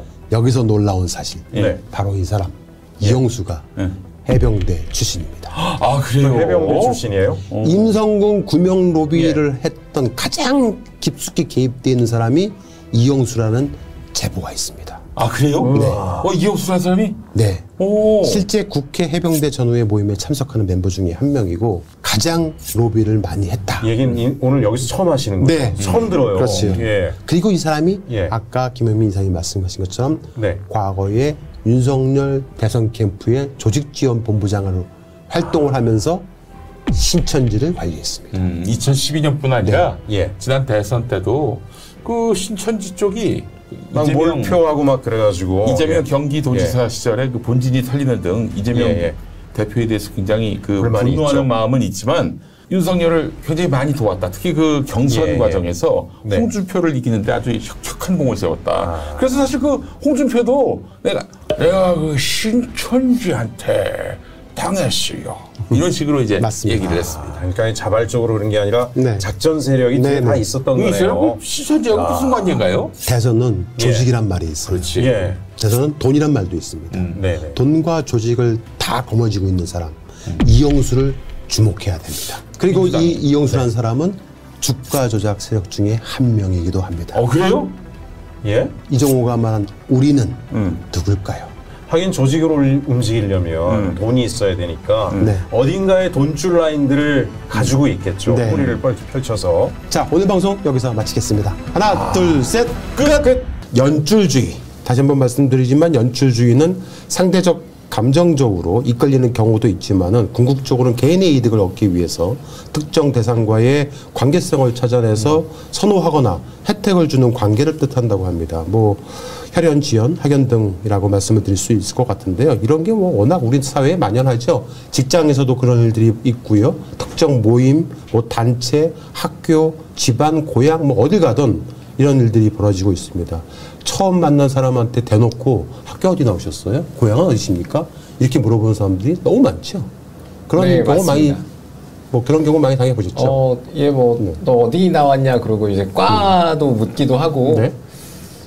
제 또래도 그런 경험이 아직 많은 것 같습니다. 네. 그런 연주를 만들고자 하는 사람의 심리가 뭘까요? 나는 인간은 사회적 동물이다. 그래서 뭔가 나는 혼자가 아닌 네. 같은 나와 뜻을 같이 하는 사람들이 많으니 나 함부로 하지 마. 그 다음에 자신의 어떤 개인에 대한 능력보다는 개인의 능력에서 저의 그냥 이건 제 뇌피셜을 돌리면 네. 개인적 역량이 조금 떨어지는 사람들이 내가 속해 있는 직장이나 학연이나 연주를 더 과시하지 않는가라고 저는 그렇게 생각합니다. 그렇죠. 그러니까 주체적으로 그러니까 내 능력이 있으면 연줄이 네. 없어도 상관없잖아요. 실력으로 네. 하면 되니까. 네. 근데 그게 부족하니까 상시적으로 불안한 거죠. 네. 그래서 나 누구 알아. 네. 그 누가 나는 아닌데 네. 그런 얘기를 많이 하는 사람들이 있는 것 같습니다. 참고로 저는 이제 그 얼마 전 아무튼 뭐 그 투자업계 관계자들을 종종 만나는데 잘 나가는 사람도 있고 최근에 좀 쪼그라든 사람도 있을 거 아니에요. 네. 그 사람들 쫙 모여서 있으면 이제 다 어떤 경우는 저를 불러놓고 같이 거기 이제 다른 3명이 자신의 서울대 그 무슨 뭐 그 경제경영학부의 그 얘기만 갖고 30분 동안 하는 경우도 들었어요. 네. 저는 그 사람들이 저를 만나기 위해서 저를 불렀는데 자기들끼리 그냥 그 학교 얘기. 근데 그 얘기 말고는 할 게 없는 거야, 그들은. 네. 우리 사이에 만연되어 있는 이런 것들은 정치계에 더한 것 같아요. 네. 과거에 노무현 대통령님이 비주류, 즉 자신들의 이너서클에 들어왔지 않았다고 해서 엄청나게 많은 성토를 당했잖아요. 최근에 이재명 더불어민주당 대표도 그렇게 자신들의 이너서클에 없다는 이유만으로 어마어마하게 비토와 성토를 당하고 있다라고 하고 있습니다. 자, 연줄주의가 가장 만연한 곳은 과연 어딜까? 제가 개인적으로 생각할 때는 검찰이 아닐까 생각이 됩니다. 검찰 1심 동체. 검사가 한 번 되면은 영원한 검사다. 네. 뭐 이런 말도 있다고 합니다. 자, 오늘은 윤석열의 장인으로 통하고 있다는 사람, 또 윤석열의 장인으로 불리고 있는 김충식에 관련된 얘기를 한 번 더 하려고 합니다. 저희가 아무리 김충식을 떠들어도 열린공감TV 외에는 떠든 데가 없어요. 그런데 용사는 침묵하고 있습니다. 오늘 여기 보시면요. 여기 수첩 좀 잠깐 비춰주시겠어요? 어마어마합니다. 수첩이 몇 개입니까? 하나, 둘, 셋, 넷, 다섯, 여섯, 일곱, 여덟, 아홉, 열, 열하나, 12개네요. 12개나 되는 이 많은 수첩이 바로 저희가 김충식 씨가 버리고 간 여러 서류더미 속에서 찾아낸 수첩들입니다. 이 수첩 속에는 정말 어마어마한 사람들의 이름이 들어가 있는데 오늘은 이 수첩 속에서 발견한 이름들에 대해서 심층 탐사 취재를 통해서 논리를 세워보고 추론해보는 시간을 갖도록 하겠습니다. 썸네일 제목과 제목처럼 윤씨들이 주로 나옵니까? 네, 많이 나옵니다. 아, 윤씨들. 네, 저 노트에 저렇게 윤씨들이 많이 나온다고요? 네, 많이 나옵니다. 어이쿠. 자, 최근에 그 최혜병 사건 관련해서 이종호라고 블랙펄 인베스트 대표가 윤석열, 김건희는 우리가 결혼시켜줬다라고 말을 해서 논란이 있지 않았습니까? 그렇죠. 자, 여기서 이종호 씨가 말하는 우리란 과연 누굴까? 누구라고 생각하세요? 해병대? 검찰 카르텔인데 아무튼 네. 우리? 네. 멋진 해병. 그러니까 이종호 씨가 말하는 우리라는 사람들은 단순히 해병대 사람들만 말하고 있는 것 같지는 않아요. 아니죠. 네. 여러 사람들이 많이 얽히고 섞여 있는데 그 우리가 과연 누군지를 한번 또 추론해보는 시간을 갖도록 하겠습니다. 그러려면 이 사건이 어디로 가서 출발을 해야 되냐면 김학의로 가야 됩니다. 김학의요? 많이 거슬러 올라가네. 그렇죠. 이거 또 볼 줄이야. 저게 사실 뭐 성접대라기보다는 특수 강간 사건이죠. 약물에 의한 특수 강간 사건. 네, 김학의 사건으로 출발을 한번 해봐야 될 것 같은데요. 화면에서 보시는 것처럼 누가 봐도 김학의로 뻔히 보이는 저 얼굴을 이상하게 검사만 아니라고 하니까 검사 눈에만 김학의로 보이지 않는다는 거죠. 눈깔이라 뭐 아니라고 했기 때문에 우리 얼마나 저 사진을 쓰면서 학위네 뭐 이렇게 막 그렇게 하는 거죠. 네. 아기도 아닌 학위네 뭐. 자, 김학의 성접대 사건. 윤중천이라는 건축 사업을 하던 사람이 김학의 전 법무부 차관 및 전현직 고위층 인사 10여 명을 자신의 강원도 별장으로 초대를 해서 성접대한 사건이라고 말씀드릴 수 있을 것 같습니다. 취재하면서 알게 된 정보들이 있는데 아직은 미확인된 팩트입니다. 그래서 추론으로 말씀을 드리자면은 윤중천이요 파평윤 씨라는 소문이 있습니다. 진짜요? 네. 파평윤 씨면은 대통령이랑도 그러면. 그리고 이거는 팩트로 확인이 됐는데 윤중천이 해병대 출신입니다. 또 해병대까지 겹치는군요. 이야, 윤중천. 저 윤중천이 정말 얼마나 악랄하냐면요.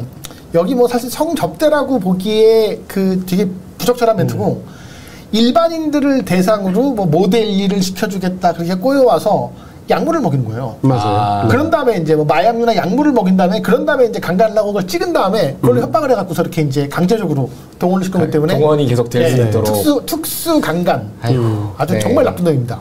저희가 매주 화요일 날 김기현 변호사가 저희 앞담화 시간에 네. 나오잖아요. 어제 제가 잠깐 뵙고 크로스 체크를 해보았는데 이종호 블랙펄 인베스트 대표가 해병대 전후에 그래서 혹시 윤준천과 서로 아는 사이로 알고 계시지 않으시냐라고 물어봤더니 본인은 들은 바가 없다고 하는데 저희한테 온 제보에 의하면은 이종호와 윤중천도 해병대 전후회를 통해서 알고 지내는 사이로 그렇게 취재가 되고 있습니다. 윤중천이 나이가 혹시 몇 살인지는 좀 이종호가 68년생? 비슷한 시기입니다. 아, 그래요? 네. 근데 이종호 등이 검찰 인맥을 소개했다는 소문이 있어요. 윤준천한테. 네. 근데 이게 아직은 소문이고 아직 팩트는 아니기 때문에 좀 더 취재를 해봐야 됩니다. 그 별장에는 뭐 검사들이 많이 간 건 네. 사실이니까. 그래서 김학의가 별장으로 초대했다는 당시 검찰 시세들 중에서요 한 명이 윤갑근. 윤갑근. 그쵸. 윤갑근이라고 되게 유명한 검사가 있는데 이 사람이 바로 파평윤 씨예요. 윤갑근도요? 네, 이것도 팩트인가요? 네, 팩트입니다. 네. 윤중천이 윤갑근을 통해서 한상대 검찰총장 당시 유명하죠. 한상대. 박충근 춘천지검 차장검사 네. 등을 소개했다라는 그런 소문도 있기도 했었고요. 그래서 윤석열도 소개받았다는 소문이 있었잖아요. 그때 네. 한겨레가 한번 질렀다가 바로 깨갱했죠. 네. 맞죠. 윤갑근이요 2015년도에 대구 고검장이었거든요. 네. 당시 부하 검사 중에 한 명이 대구 고검에 근무했던 윤석열 윤석열이죠. 검사예요. 2014년에서 2015년까지 딱 시기가 겹칩니다. 네. 당시 윤석열은 국정원 대거수사 팀장으로 좌천됐다라는 소문이 있기도 했었는데 윤갑근이 고검장일 때 부하 검사로 들어왔던 사람이 윤석열이었거든요. 술 깨나 마셨겠네. 네, 문제는 이게 윤석열이 나이가 더 많잖아요. 그렇죠. 그리고 학교는 다르구나. 학교는 달라요. 그렇죠. 네, 성균관대고 네. 거기는. 네. 그런데 어쨌든 나이가 많기 때문에 실제 내부에서는 형처럼 모시는 사람이 윤석열이었기 때문에 사석에서 술을 자주 마시지 않았을까라고 추론을 해볼 수 있는데요. 한겨레가 윤석열도 윤준천에게 성접대를 받은 걸로 보인다는 의혹 보도를 했던 겁니다. 이 이유로 인해서 한겨레가 사과 보도까지 해야만 했어요. 이유는 결정적인 증거를 찾지 못했다는 거였거든요. 네. 그 윤석열 검찰총장이 김학의 전 법무부 차관의 스폰서였던 건설업자 윤준천의 별장에 들려서 접대를 받았다는 윤 씨의 진술이 나왔으나 추가 조사 없이 마무리됐다고 보도를 했고요. 이 기사의 취지는 윤준천 씨의 발언이 법무부 과거사위원회 조사보고서에 적혀 있었는데 이를 넘겨받은 김학의 전 법무부 차관 사건 검찰 수사단이 제대로 조사하지 않았음을 지적하는 것이었던 겁니다. 한겨레가 언론활동의 기준으로 삼는 취재보도 준칙에 비춰서 이 기사가 사실 확인이 불충분하고 과장된 표현을 담은 보도라고 판단을 해서 결국은 정확하지 않는 보도라고 해갖고 사과를 하기도 했지만은 그런데 조사보고서에 적혀 있다고 하면은 사실은 그거는 전혀 그냥 뭐 아무런 내용 없이 한 건 아닌 거잖아요. 그렇죠. 그래서 그 조사보고서를 작성한 사람이 누군가 아십니까? 혹시 아세요? 몰라요. 누굴까요? 바로 이 사람입니다. 조국혁신당 대변인을 하고 있는 사람이에요. 이규현 전 검사입니다. 저 사람이 이규현이구나. 네네. 이분이 지난 총선에서 조국혁신당 22번 비례후보로 도전했다가 낙선을 한 사람이지만은 이분이 바로 김학의 전 법무부 차관 불법 출국 금지 의혹 사건과 관련돼서 재판을 받고 있는 사람입니다. 그러니까 이 법무부 출입국 관리 이 감독일을 맡아갖고서 네. 그때 김학의가 도망가는 거를 출금을 시켰다가 네. 그걸로 지금 엮고소당해갖고서 네. 재판받고 있잖아. 그런데 검찰이 이 재판을 받고 있다는 이유로 사표를 냈는데 네. 사표를 아직까지도 수리해주고 있지 않아요. 네. 그래서 법무부가 지난 4월에 이 검사가 신청한 질병휴직이 종료가 되자 업무에 복귀하라고 명령을 하기도 했는데 이 검사는 곧바로 복직명령 무효소송을 냈고요. 지금까지 출근을 하지 않고 네. 있는 상태라고 합니다. 이규현 변호사의 그러니까 이규현 그 검사죠? 그러니까 검사죠 지금도. 그러니까 네. 검사의 변호사가 이 관련한 사건의 검사가 변호인이 그 이현주 변호사예요. 그래서 네. 그래요? 몇 대통령 하면서 저 재판 관련한 많이 얘기 제가 들으셨겠습니다. 엄청나게 많이 들었죠. 이게 시청자 여러분 이해 돕기에 좀 설명을 해드리면 네. 당시 한겨레 기사는 어떤 거였냐면 아까 그 다운표가 좀 있었거든요. 네네네. 그러니까 윤석열 현 대통령도 접대를 받았다는 진술이 나왔는데 그렇죠. 그 후속 수사를 하지 않고 덮었다는 게 핵심이었어요. 그렇죠, 그렇죠. 그러니까 나중에 이 사과를 한 게 윤석열 현 대통령이 거기 안 왔다 뭐 그렇게 밝혀진 게 아니라 네. 이게 후속 수사를 하지 않았다는 게 핵심인데 이 주목이 윤석열이 접대를 받았는지 안 받았는지로 괜히 모아지기 때문에 거기 별자리에 갔다는 것만으로도 예, 그래서 그게 좀 그 의도와 달리 해석될 여지가 있어서 그것을 사과한 겁니다. 그래서 안 갔기 때문에 사과한 것은 아니다. 이렇게 정리해야 될 것 같습니다. 아, 그렇군요. 자, 현재 대검이 이 유기현 검사에 대한 감찰을 진행 중에 있고요. 이 검사가 제기한 복직명령 무효 소송의 선고는 오는 11월 달에 내려질 예정이라고 합니다. 자, 이규현 검사는 2018년 12월에 대검 과거사 진상조사단의 소속이었습니다. 당시 윤준천을 조사하면서 윤석열 당시 검찰총장, 윤갑근 전 대구 고검장을 윤준천이 접대했을 것이라는 심증이 있는 여러 정황 증거들을 발견을 한 겁니다. 하지만 결정적 입증을 통해서 기소할 증거가 다소 좀 부족했던 거죠. 당시 이규현 검사는 윤준천에게 윤석열, 윤갑근과 만난 적이 있는지 물었는데 윤준천 씨가 아무 친분이 없고 만난 적도 없다라고 대답을 했다고 해요. 하지만 좀 미심찍었던 것 같아요. 이규현 검사가 미심찍어서 2019년 1월 달에 수사관들을 시켜가지고 윤준천과 저녁 식사 자리를 갖게 하고 윤준천의 대화를 녹음하게 한 거예요. 네.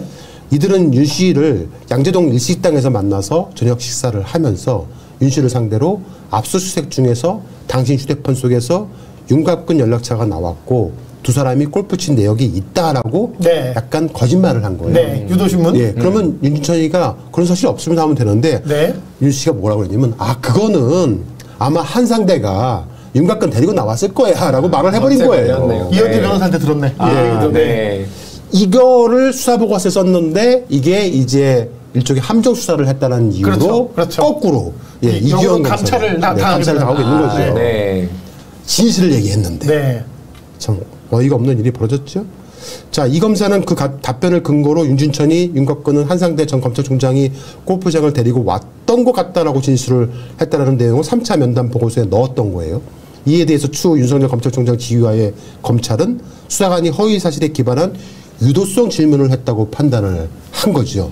아니 유도성 질문은 뭐 사실은 걔네들이 그동안 했던 거 보면 뭐에 위증당하는 마당에 무슨 그러니까 정말 자기들이 전문인데 아유. 이 당시 윤석열 검찰총장 지휘하였던 그런 다른 검사들이 이렇게 판단을 했을 당시에 대통령이 누구였죠? 문재인 대통령. 네. 그렇죠. 그 당시 문재인 대통령이 3월 18일 날 문재인 대통령이 검경의 명운을 걸고 김학의, 장자연, 버닝썬 사건의 진상을 규명하라고 지시했어요. 그때 엄청 시끄러웠으니까 네. 저 사건이.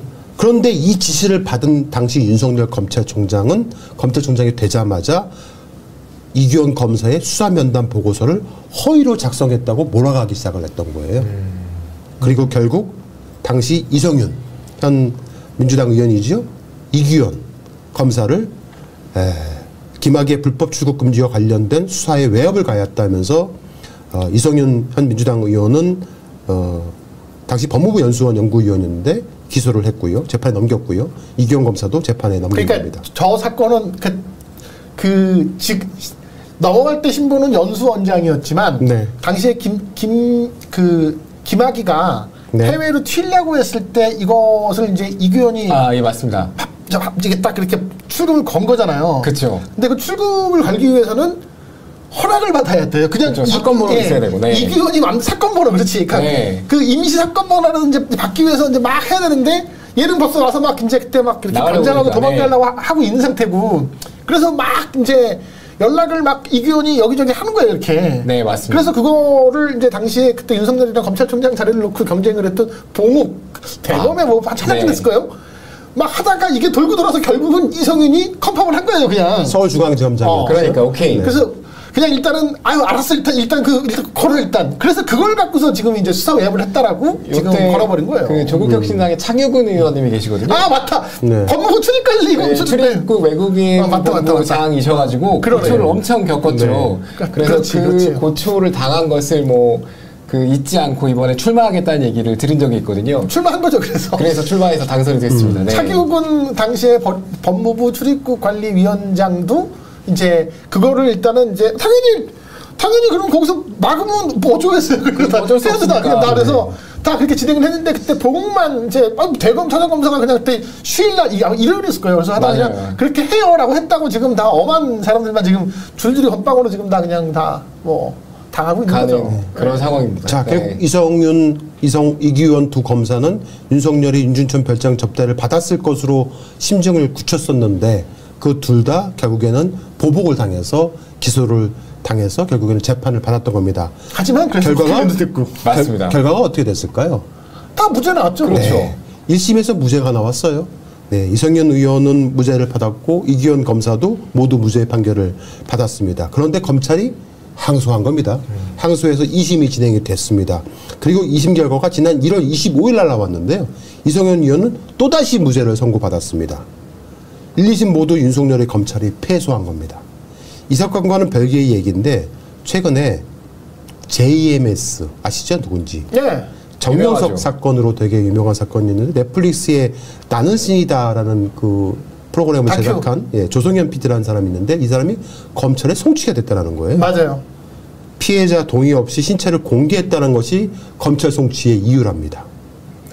아이고. 그게 피해자라면 그 인터뷰한 홍콩의 그 메이플. 네, 메이플 이외에 피해자들이 몇 명 있는데 그분들에 대한 신체를 동의 없이 공개했다. 다 가렸을 텐데. 어떻게 뭐 이렇게 예.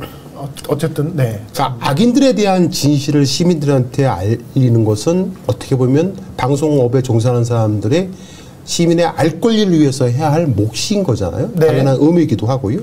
그것을 심층 취재해서 보도했다고 해서 문제가 된다고 검찰로 송치를 해버리면 언론은 앞으로 어떻게 해야 될까요?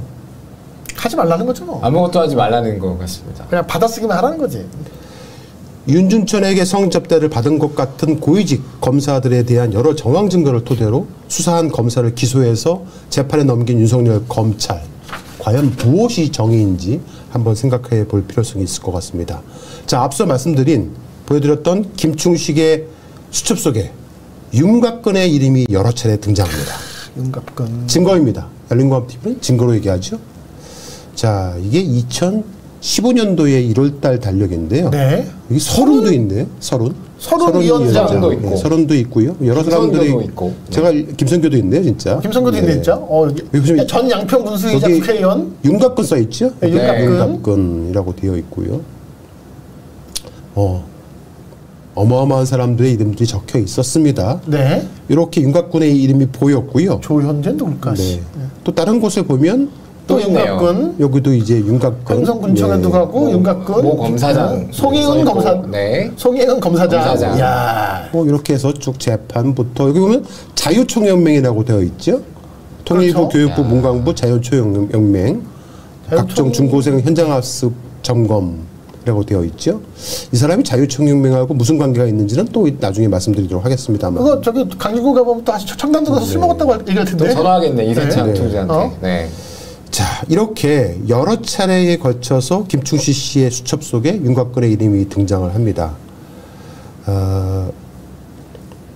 라임 사태 관련된 얘기를 좀 해야 될 것 같은데 그 전에 이거부터 볼까요? 잠깐요. 여기 이제 좀 꼬였는데 여기 김혜섭이라고 되어 있죠? 네. 고모부. 예. 옆에 현대건설 요거는 제 것인데요. 좀 글씨 악플이면 죄송합니다. 김혜섭이라고 되어 있지 않습니까? 그거 네. 김건희의 고모거든요. 고모. 예. 고모. 네, 고모거든요. 네. 어제 고모부는 장진호라는 사람이고요. 네. 네.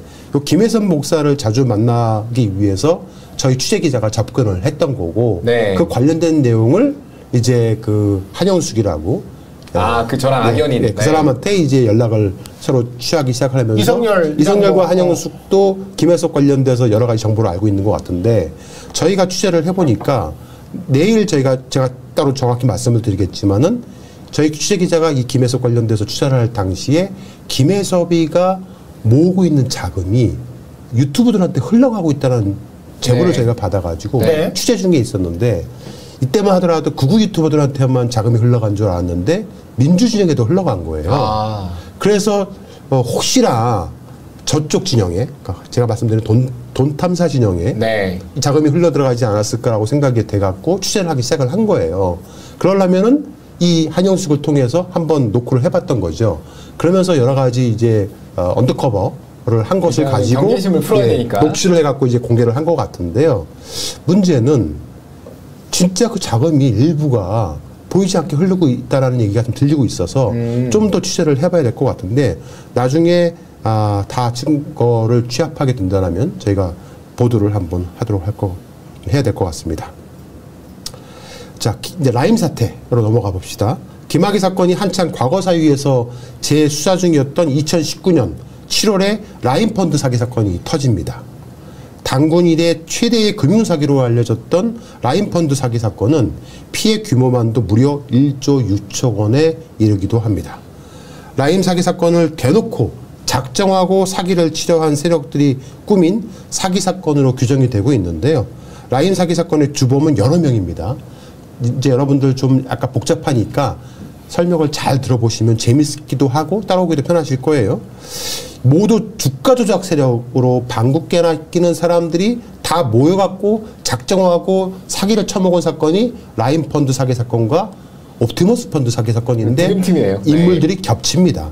일단 라임 펀드 사기 사건을 본다면은 서로가 친분이 있는 사람들이고요. 대부분 주가 조작 세력들이라고 말씀을 드렸지 않습니까? 먼저 김봉현 현재 구속 수감되어 있습니다. 징역 30년 먹었어요. 스타모빌리티 회장으로 지냈던 김봉현이라는 사람이 있는데 이 사람이 과거에 주먹을 쓰던 조폭이었다라는 얘기도 있기도 합니다. 네. 작년에 2023년이었죠. 김봉현이가 친누나랑 공모를 해가지고 검찰 조사를 받을 때 경비가 허술한 틈을 타가지고 차량을 이용해갖고 탈옥을 할 계획을 세웠었어요. 맞습니다. 탈옥에 성공을 하면 20억에서 30억을 주겠다고 같이 수감되어 있던 수감 동료 아단한테 그랬죠? 부탁을 네. 한 거예요. 근데 그 사람이 누군지 알아? 그 사람들이 조폭들이에요, 조폭들.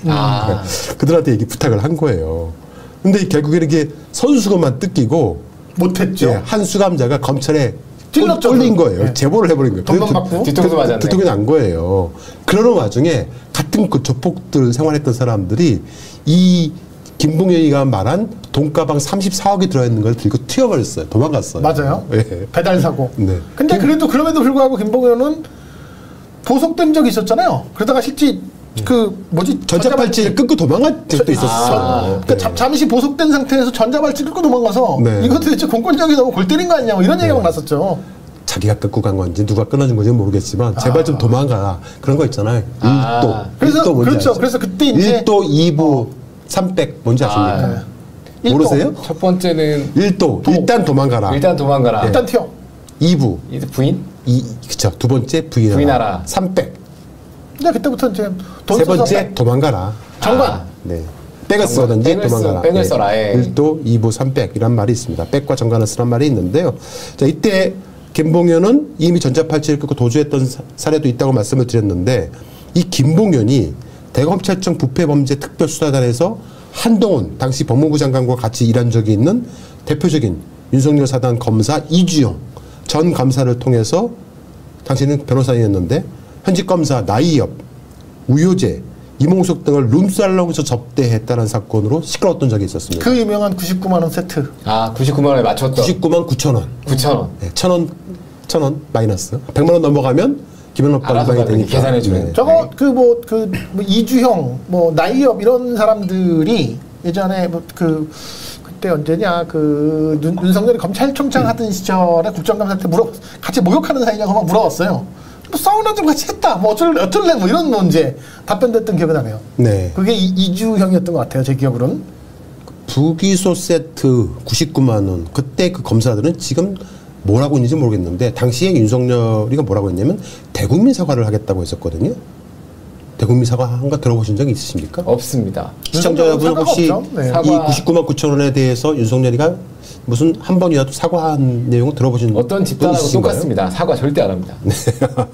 자, 그 다음에 또 라임의 주범들 중에서 이종필이라고 혹시 들어보셨습니까? 들어봤습니다. 아주 일자로 끝나가지고. 네, 이종호가 자주 떠들고 있는 사람 중에 한 명, 이종필이라는 사람 중에 한 명인데 이 이종필이라는 사람도 징역이 20년 선고받고 현재 구속수감 중에 있습니다. 기업 사냥꾼으로 되게 유명한 사람이고 무자본 M&A 및 주가 조작 세력으로 되게 유명한 사람이기도 합니다. 실적인 라임펀드 사기 사건의 핵심 브레인 주범이다 이렇게 말들이 있기도 하고요. 펀드를 운영하는 과정에서 투자 대상 기업으로부터 거액의 금품을 수수하고 투자 대상 기업의 미공개 내부 정보를 사전에 파악해서 손실을 회피한 혐의가 드러나기도 했던 사람입니다. 그 다음에 이제 보고 계시는 이종호이죠. 도이치모터스 주가 조작 사건에 관련되어 있던 사람인데 이 사람도 라임과 옵티머스에 연결되어 있다라는 여러 가지 얘기가 있었습니다. 참고인 조사를 굉장히 많이 받았대요. 이종필하고 네. 이종호가 지금 여기 뭐 라임도 이름이 나오지만 또 하나 이름이 나오는 거 있죠. 도이치모터스. 네. 도이치모터스에도 다 등장하는 네. 인물들이죠. 맞아요. 네. 양쪽에 다 등장합니다. 겹치게 출연을 하고 있습니다. 네. 다 그냥 뭐 지금쯤 이제 뭐 그런 짤이 나와야죠. 다 아는 얼굴들이네. 얼굴들이네. 네. 자, 근데 이 이종호가 최근에 최희병 사건 관련해 가지고 그 김기현 변호사가 함께 있었던 해병대 단톡방 네. 거기서 멋진 해병. 예, 이런저런 얘기를 하면서 나온 여러 가지 얘기들이 있었는데 여기서 바로 이런 얘기했었죠. 얘가 누구냐 하면은 조땡땡이라고 너도 알 수는 있어. 라임하고 연결된 애야.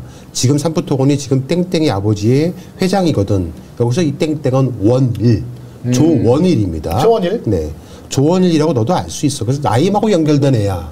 라고 얘기하고 있지 않습니까? 그러니까 조원일이 라임하고 연결되어 있다는 것을 시인하고 있는 겁니다. 워낙 유명한 이름이죠. 네. 사실은요.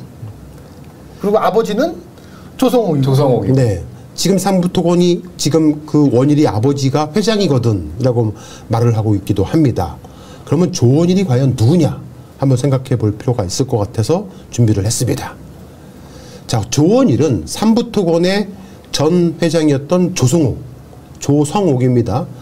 삼부토건이 1세대, 2세대, 3세대, 4세대, 5세대까지 이어오는데요. 좀 복잡한데 아주 심플하고 재밌게 이야기를 풀어서 이번 주 토요일 공짜장설전에서 제가 얘기를 해보려고 합니다면 조원일은 삼부토건의 조성옥이라는 사람의 전 회장의 아들입니다. 코디엠의 실소유주이기도 했었는데요. 이 코디엠이라는 회사가 과거에 그 반도체 장비를 만들어서 삼성에 납품하던 회사였는데 화장품 회사를 인수하면서 코디엠으로 이름을 바꾼 거예요. 근데 아버지 조성옥을 대신해서 실질적으로 삼부토건의 자금을 주물럭 만졌다. 주가 조작을 했다라는 얘기가 있기도 합니다. 유명한 기업 사냥꾼이기도 하죠. 그러니까 이종호가 잘 알고 있는 겁니다. 조원일이 코디엠을 통해서 붙인 조성옥을 삼부토건 회장으로 앉혔다라는 소문도 있었고요. 조원일은 넥서스 수사자문 부자본 인수 사건의 주역이었기도 합니다.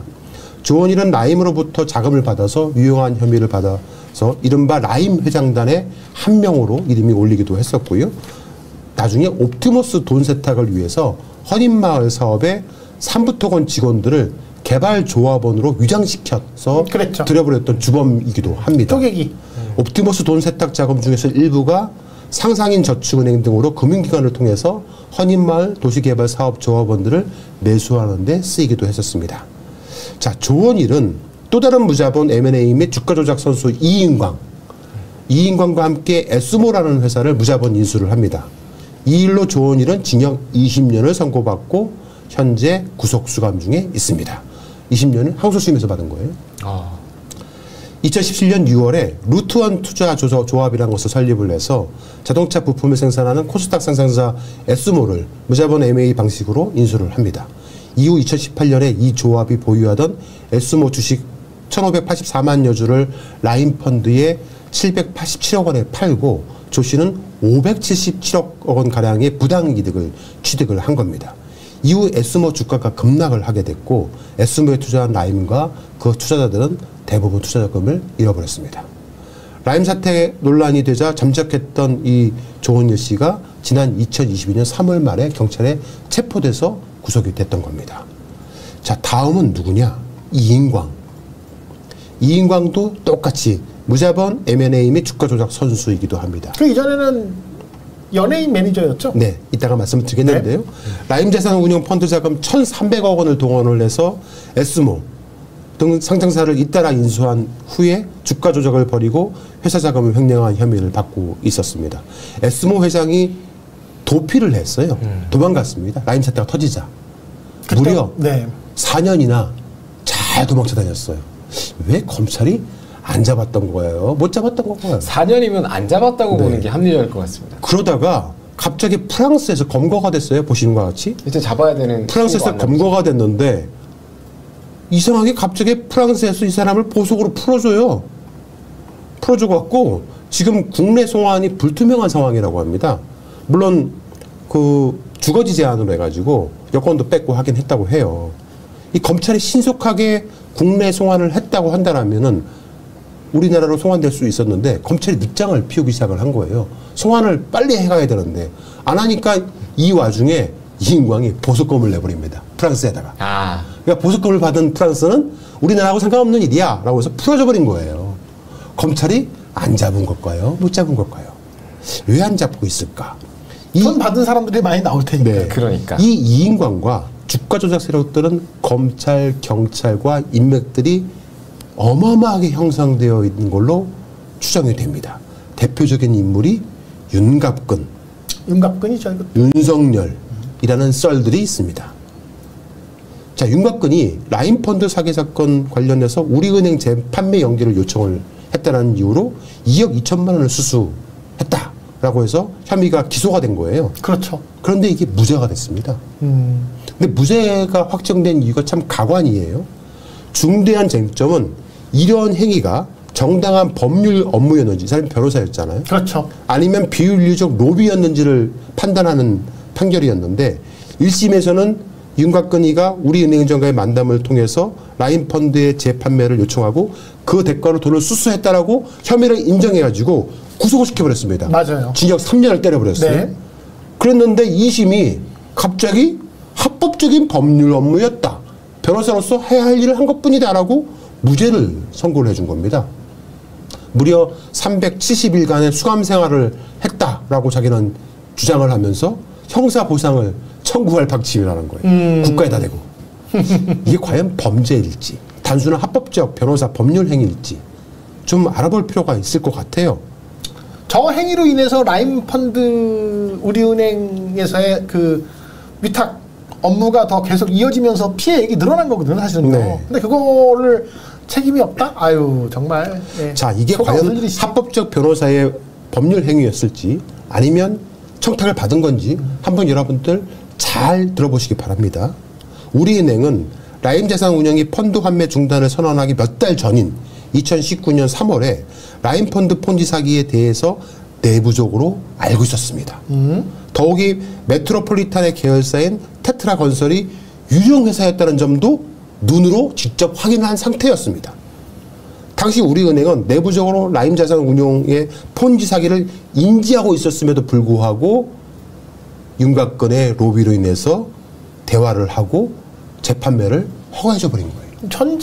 전직 고검장이잖아요. 검사장이 나서서 안 될 일이 어디 있어요?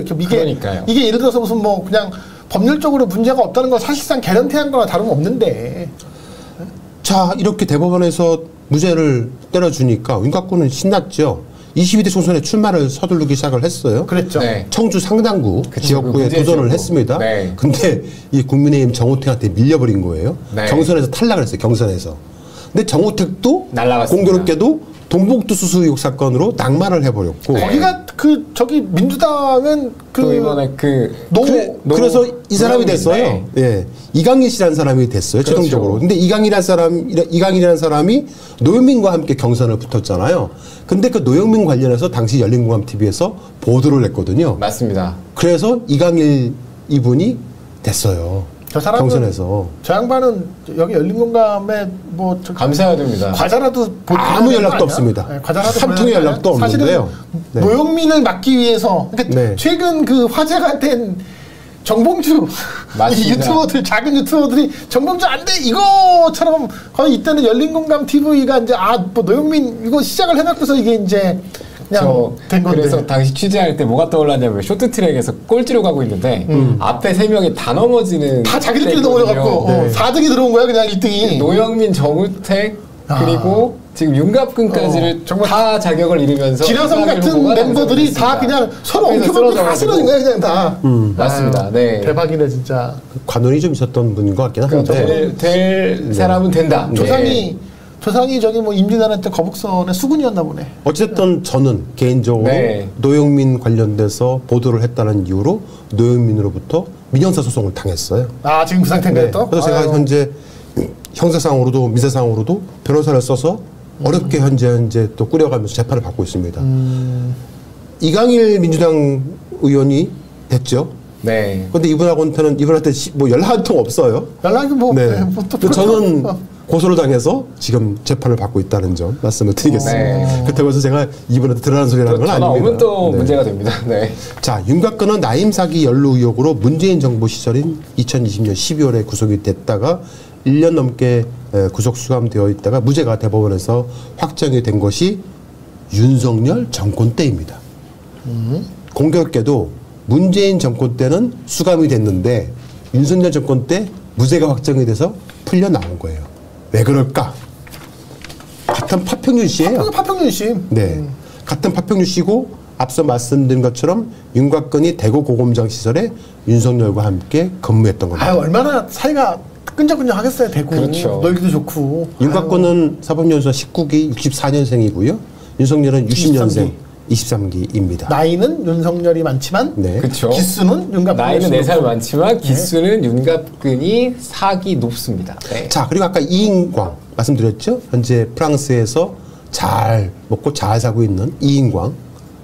이 이인광이라는 사람이 배우 장동건 씨의 매니저였습니다. 그리고 엔터테인먼트 업체인 MM픽처스의 대표를 했던 사람인데요. 재직 당시에 가수 B의 영상 화보집 제작을 하기도 했었고요. 지난 2006년도에 탤런트 이하연 씨와 결혼을 해서 유명해졌던 사람입니다. 결혼 5년 만인 2011년에 파경을 하기도 했었죠. 자, 근데 문제는 이 이인광이라는 사람이 양현석이라고 혹시 아시죠? 당연히 알죠. YG 엔터테인먼트 회사와 함께 엮인 사건이 있었습니다. 당시 YG 소속에 가수 BI라는 가수가 있었어요. 네. 그 BI가 마약 투약 혐의로 경찰 수사를 받고 있었는데 유명하죠. 이 수사를 무마하려고 했다. 누가? 양현석과 이인광이 라는 혐의를 받았던 인물 중에 한 명입니다. YG는 참 정말 아유. 이 BI의 마약 혐의 정황이 빅뱅의 멤버 탑과 함께 마약을 한 사실이 드러나면서 유죄 판결을 받은 전력이 있었던 한서희라는 네. 배우가 경기도 용인시의 인근 자택에서 긴급 체포되는 과정에서 BI와 나눈 카카오톡 대화 내용이 드러난 거예요. 그런데 이 사건의 특이점이 드러난 사실관계와 관련된 시기가 2016년 8월 22일이었다는 겁니다. 즉 보도가 있기로부터 무려 3년 전 사건인데 이 대화 내용이 BI 본인이 분명 마약 투여와 구매 사실을 인정하는 논지의 발언을 했음에도 불구하고 경찰 측은 이 대화를 인지하고 있었는데도 단순히 한서희의 진술 번복을 이유로 BI를 소환도 하지 않고 수사도 하지 않고 그대로 묻어줬어요. 충분히 경찰과의 유착이 의심되지요. 마약상과 3차 조사에서 가짭스럽게 BI의 사건과 관련이 없다면서 진술을 번복하자 경찰은 BI를 단 한 차례도 소환하지 않고 사건을 그대로 종결시켜버렸습니다. 결과적으로 YG는 경찰과 검찰의 유착 관련 혐의는 입증되지 않았고 묻혀버린 겁니다. 어떤 경찰 고위직, 검찰 고위직이 사건을 묻었다라고 많은 의혹을 받았었어요. 소문이 무성했죠, 당시에. 당시에 경찰청장이 누구냐면 바로 민갑용이었습니다. 민갑용, 네. 그 당시 민갑용이가 이 사건이 터지니까 경찰의 명운을 걸고 수사를 해서 모든 의혹을 철저하게 해소하겠다고 했습니다. 민갑용이 아이고. 명운 그런데 이 사건 해소됐다는 얘기 들어보셨나요? 전혀 아닙니다. 당시 검찰총장 윤석열은 국민에게 사과하겠다. 99만 원 불기소 사건 관련돼서 사과 안 하잖아요. 민감용은 경찰 명예를 걸고 철저하게 파헤치겠다고 했는데 뭐 한 게 없어요. 생각해보면 참 저 당시에 많은 일들이 있었네. 그러니까 맞습니다. 아까 그러니까 김학의 별장 사건이야 2015년 이전부터 있었던 일이지만 그거에 대한 과거사 조사를 통해 갖고 대두가 됐는데 역으로 이거 아까 뭐 설명했지만 역으로 도망가는 그 김학의를 잡으려 든 사람들이 지금 다 줄줄이 다 징계를 먹고 저때 또 버닝썬 버닝썬 생각해보니까 승리네 진짜 뭐 저기 다 이렇게 YG 멤버들이네.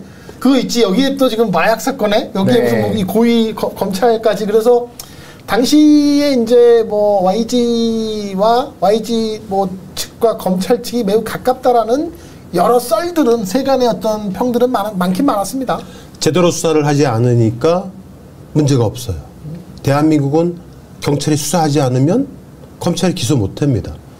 경찰이 수사해서 검찰로 넘겨도 검찰이 기소하지 않으면 죄가 안 돼요. 묻히더니만 결국은 용두사미가 되었고 철저하게 파헤치겠다는 당시 민가비용 경찰청장의 말은 어디론가 사라져버리고 결과는 어떻게 됐느냐. 양현석은 1심에서 무죄가 나옵니다. 한 방에 무죄가 나왔죠. 2심에서 마약 수사 무마 혐의는 1심 무죄를 뒤엎고 2심에서 징역 6개월에 집행유예 1년을 받았습니다. 그리고 현재 대법에서 사건이 진행 중에 있습니다. 자, 그런데 그로부터 2년 뒤에 2018년 11월에 또 하나의 YG 관련된 사건이 터집니다. 바로 빅뱅 멤버 관련된 사건이 터졌는데 버닝썬? 이번에는 네. 버닝썬 사건입니다. 버닝썬 클럽 사건은 빅뱅의 멤버 승리가 이사로 있는 클럽 이름에서 따와서 명명이 됐던 사건인데 승리는 홍콩에 법인을 설립하고 투자 유치를 위해서 외국인 투자자들에게 자신이 이사로에 있는 버닝썬 클럽으로 접대 장소로 활용하고 그곳에서 술에 마약을 타서 정신을 잃게 한 여성들을 겁탈하면서 몰래 카메라로 촬영을 해서 완전 범죄를 꾀했던 그런 사건이었습니다. 물뽕. 그래서 그때 진짜 저 범죄도 악랄한 게 일반인들을 대상으로 범죄를 저질렀다는 네. 범죄를. 근데 그게 진짜 악랄한 게 연예인이 주인이다. 그 다음에 그래서 되게 물 관리가 된다. 거기 있으면 이제 내가 이렇게 픽업될 수도 있다. 그래서 와서 처음 온 애들한테 일명 물뽕을 먹어서 거기서 어떤 성범죄의 피해자가 돼요. 그런 다음에 계속 회유를 한 거죠. 와서 이렇게 좀 연예인 기획사 같은데 오디션도 보게 해주겠다 이런 식으로 하면서 계속 더 피해자 그리고 친구 데리고 오라고 그래서 더 피해가 양산되는 아주 진짜 악랄한 사건. 사람의 사람 자체를 완전히 피폐하게 만드는. 맞아요. 자, 이 사건으로 해서 승리는 당시에 불법 성매매를 알선한 혐의, 마약 밀거래 등 9가지 혐의가 모두 유죄가 인정이 돼서 징역 3년에 추징금 11억 5,690만 원을 선고받았던 사건입니다. 문제는 이 사건에도 경찰과 유착이 있었다라는 의혹이 그렇죠. 들어갔습니다. 아주 유명하죠. 네. 최초 사건이 알려질 당시 폭행당한 피해자가 오히려 경찰이 현장에서 체포를 해버리는 사건이 있었고요. 버닝썬 클럽과 강남경찰서의 유착 의혹이 불거지면서 마약 의혹, 탈세 의혹까지 사건이 번지기 시작을 했습니다. 빅뱅의 성매매 알선과 높으신 분들의 성접대 의혹으로 폭발을 하기 시작을 했고 이 사건은 승리의 절친 정준영의 불법 촬영물 제작 및 유포 사건으로 번졌고 총 7명의 연예인이 동시에 입건 구속되는 사건으로 비화가 되기도 했습니다. 당시에 수많은 경찰, 검찰, 고위직 공무원 연루 의혹이 불거졌어요. 그들 중에서 승리와 멤버들 간의 카톡방에 등장하는 이른바 경찰총장. 예. 경찰총장으로 불렀던 당시 경찰청 인사 담당관을 맡았던 청와대에도 근무한 바 있었던 윤규균이라는 사람이 있습니다. 네. 이 사람도 역시 파평 유씨입니다. 저 사람 다 유씨. 조국 민정수석 밑에 있던 친구인데 참 정말. 자, 이 사람이 버닝썬 게이트 의혹으로 직위가 해제가 되었었는데요. 직권남용 권리 행사 방해, 증거인멸 교사, 알선 수재 혐의는 대법원 상고심에서 최종 무죄 판결을 받았어요. 미공개된 정보를 이용해서 부정한 주식 이득을 취득하였다는 자본시장법 위반 혐의만 인정이 돼서 벌금 2천만 원이 확정이 된 겁니다. 우리들 병원이라고 1,500억을 부정 대출해 한 거에 연루되었던 비리 경찰이라는 의혹도 받기도 했었고요. 소름이 돋는 건 부인이 김재미 총경이라고 있는데 말레이시아 대사관에서 경찰 주재관으로 근무했던 적이 있습니다. 말레이시아입니다. 우리 설마 그 마약? 우리 열린공감팀에서 추적 중인 최 회장이라고 있지 않습니까? 최모 회장. 말레이시아 사업가로 알려져 있고 최현순과 연계되어 있다고 말씀을 드렸잖아요. 이거 왜 이렇게 자꾸 상상을 하게 만들어? 동양으로 현재 저희가 취재가 되고 있습니다. 문제는 이 윤규균이 라임과도 연결된 의혹이 제기가 됐던 거예요. 왜 이렇게 겹치게 출연을 많이 하는지. 라임 주범 중에서 이 김봉현이 민정에다가 부탁을 해서 당시 문재인 정권이었죠. 민정에다가 부탁해서 윤총경이 사건 담당 영사에게 다 말해놨어 라고 얘기했어요. 그 윤총경이 바로 윤규균이겠네요. 지금 원래 그러니까 경찰총장이다. 총경을 좀 높이 부르는 자기들만의 어떤 용어일 수가 있을 거고 당연히. 그리고 저 윤규균 총경이 어쨌든 이제 민정에 있었던 것도 사실이고 여기에 상당히 많은 부분들이 연루가 된 것도 사실이기 때문에. 말레이면 김두일인데? 라고 단태님이 나는 말레이 킴이고. 자, 그런데 이 윤규균이라는 사람은 지금 뭘 하고 있을까? 궁금하죠? 지금 뭐하고 있나 진짜? 승리 등으로부터 경찰총장으로 불리면서 수사를 무마해준 혐의를 받았던 윤규근 총경은 최근에 서울경찰청 치안지도관으로 발령이 났습니다.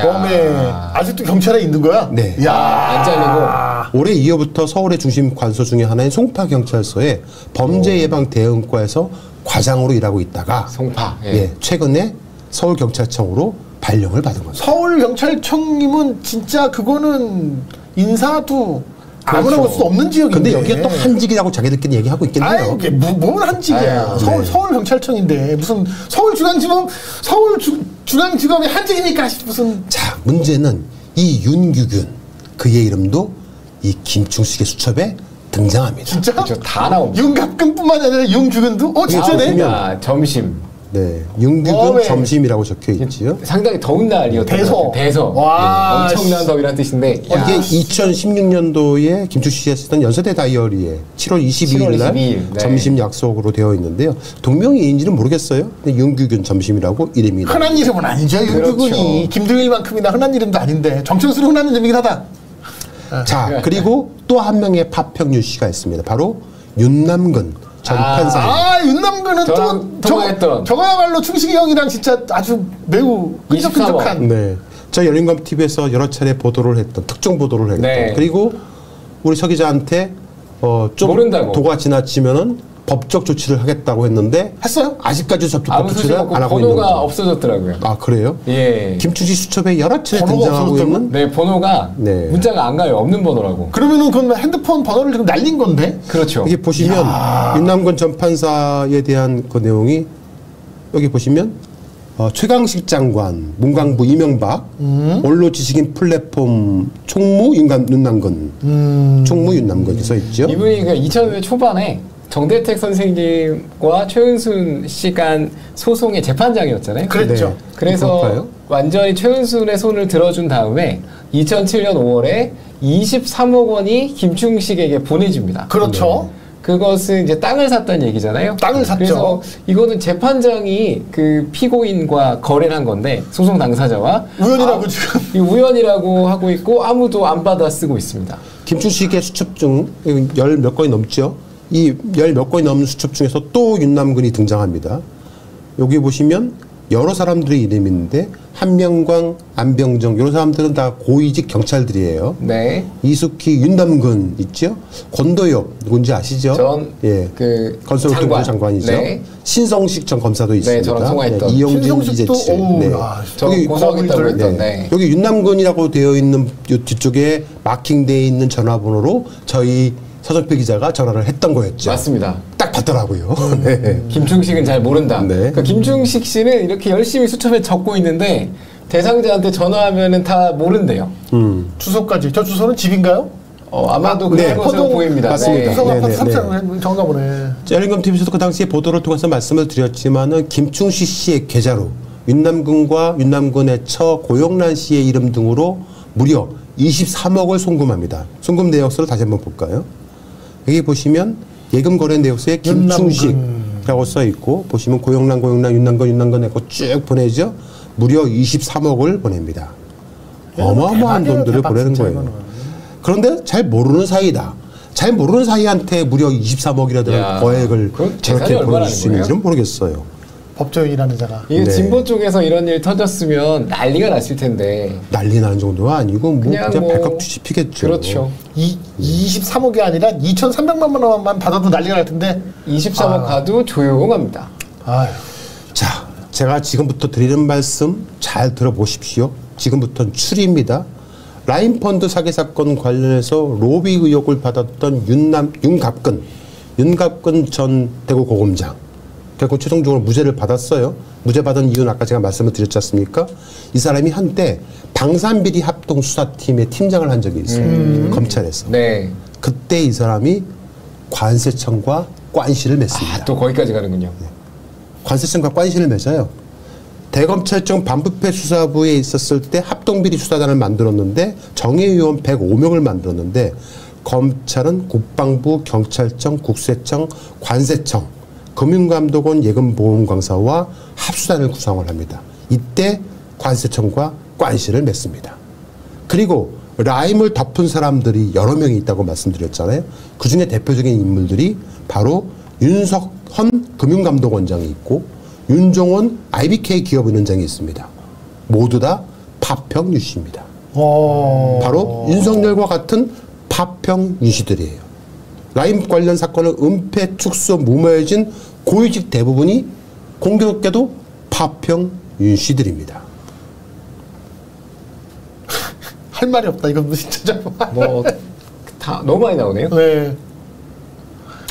저 그 펀드 사기 뭐 펀드가 어쨌든 사고가 나는 거는 결국은 금감원이나 아니면 이거 이렇게 위탁 판매를 해준 은행들도 책임을 사실 안 물을 수는 없는 거예요. 네. 근데 여기에 다 같은 뭐 아주 우연히도 파평 윤씨들이 줄줄이 다 같이 엮여 있다고 하면 확실히 좀 뭔가 좀 뭐 이상하다라고 생각할 수밖에 없죠. 의심은 충분히 해볼 수 있는. 네. 자, 이번 주 국정장 썰전 잠깐 아까 말씀을 드렸는데 맛배기로 조금만 소개를 좀 해볼까요? 자, 그 최혜병 사건 관련해서 이종필이라는 블랙펄 인베스트의 전 대표가 해병대 멋쟁이 해병? 멋진 해병. 멋진 해병의 이제 단톡방에다가 글을 썼는데 보시는 바와 같이 아주 유명한 얘기죠. 2023년 5월 14일 날 3부 내일 체크하고라고 말을 하지 않습니까? 이거 관련해서 굉장히 많은 말들이 있었어요. 네. 골프 3부냐 뭐 별 얘기 자, 그러면 요걸 좀 더 유심히 살펴볼 필요성이 있어요. 이게 내용 가지고 이제 뭐 여러 유튜버들이 또 뭐 그 조성호 좋은 일과 막 엮어가지고 막 얘기를 하기도 하고 특히 저 유탐사 강진구 일당들이 막 좋은 일과 뭐 조성호과 뭐 아는 것처럼 막 얘기하잖아요. 네.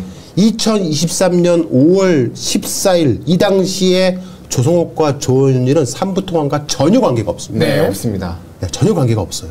그런데 마치 있는 것처럼 막 얘기를 합니다. 그럼 사람들이 막 그걸 또 믿어요. 심지어 어떤 사람들은 조나무가 관계가 또 있다고 막 믿고 있어요. 처음에 조나무 네. 당연히 삼부토건 하면 이제 조나무, 네. 조건 반사적으로 파블로프의 개마냥 떠오르는 건 조나무인데 여기서 이제 뉴탐사 강진구가 잘난 척하느라고 조나무가 아니야. 조성욱이야. 자기가 아는 것처럼. 열린공감 TV에 있을 때 제가 취재해서 준 거를 그렇죠. 읽었기 예. 때문에 그때 그것만 업데이트가 안 된 건데 작년 5월 2023년 5월 당시에 삼부토건의 주인은 바뀝니다.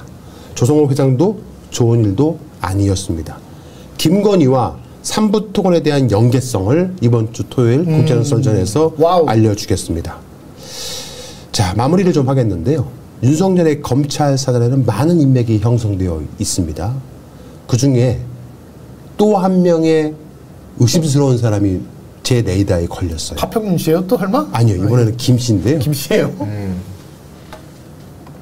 김영문이라고요. 전 관세청장이 있습니다. 네. 이 사람이요. 검사 출신이에요. 검사 출신이고 윤석열의 대학교 법대, 서울법대 후배인데요. 제 제보자에 의하면은 서울법대 당시에 윤석열을 형이라고 불렀다고 합니다. 이 사람이 동기가 누군지 아세요? 누굽니까? 윤대진. 윤대진. 윤대진이고 윤대진. 이 사람이 소윤. 또 형 부른 사람이 있었는데 그 사람이 윤우진이라고 전 용산세무서장 윤대진의 형이죠. 그 사건에 이 사람이 등장합니다. 육류사업가 한 사람이 윤우진을 접대할 때 접대했다는 인물 6명 중에 한 명이 바로 이 사람입니다. 이 김영문이가 윤대진과 대학교 동기라고 말씀드렸었습니까? 관세청 인맥이 어마어마한 사람이에요. 이 사람은 윤석열과 너무 친해요. 근데 제가 이거를 어떻게 알게 됐냐면 제보자에 의해서 들린 얘기인데 이 사람이 김혜섭과 연결되어 있다는 거예요. 아까 나왔던 고모. 네. 김건희 고모. 네. 그래서 저희가 김혜섭 쪽을 계속 취재를 해왔던 겁니다. 김영문이 한번 찾아봐야 되는데 가물가물하지만 쌍방울 뭐 사회이사 비슷한 이름을 들었던 것 같은데 아닌가? 한번 이건 좀 제가 좀 체크해 보겠습니다. 네. 윤우진을 형이라고 부르는 또 다른 사람이 바로 윤석열이죠.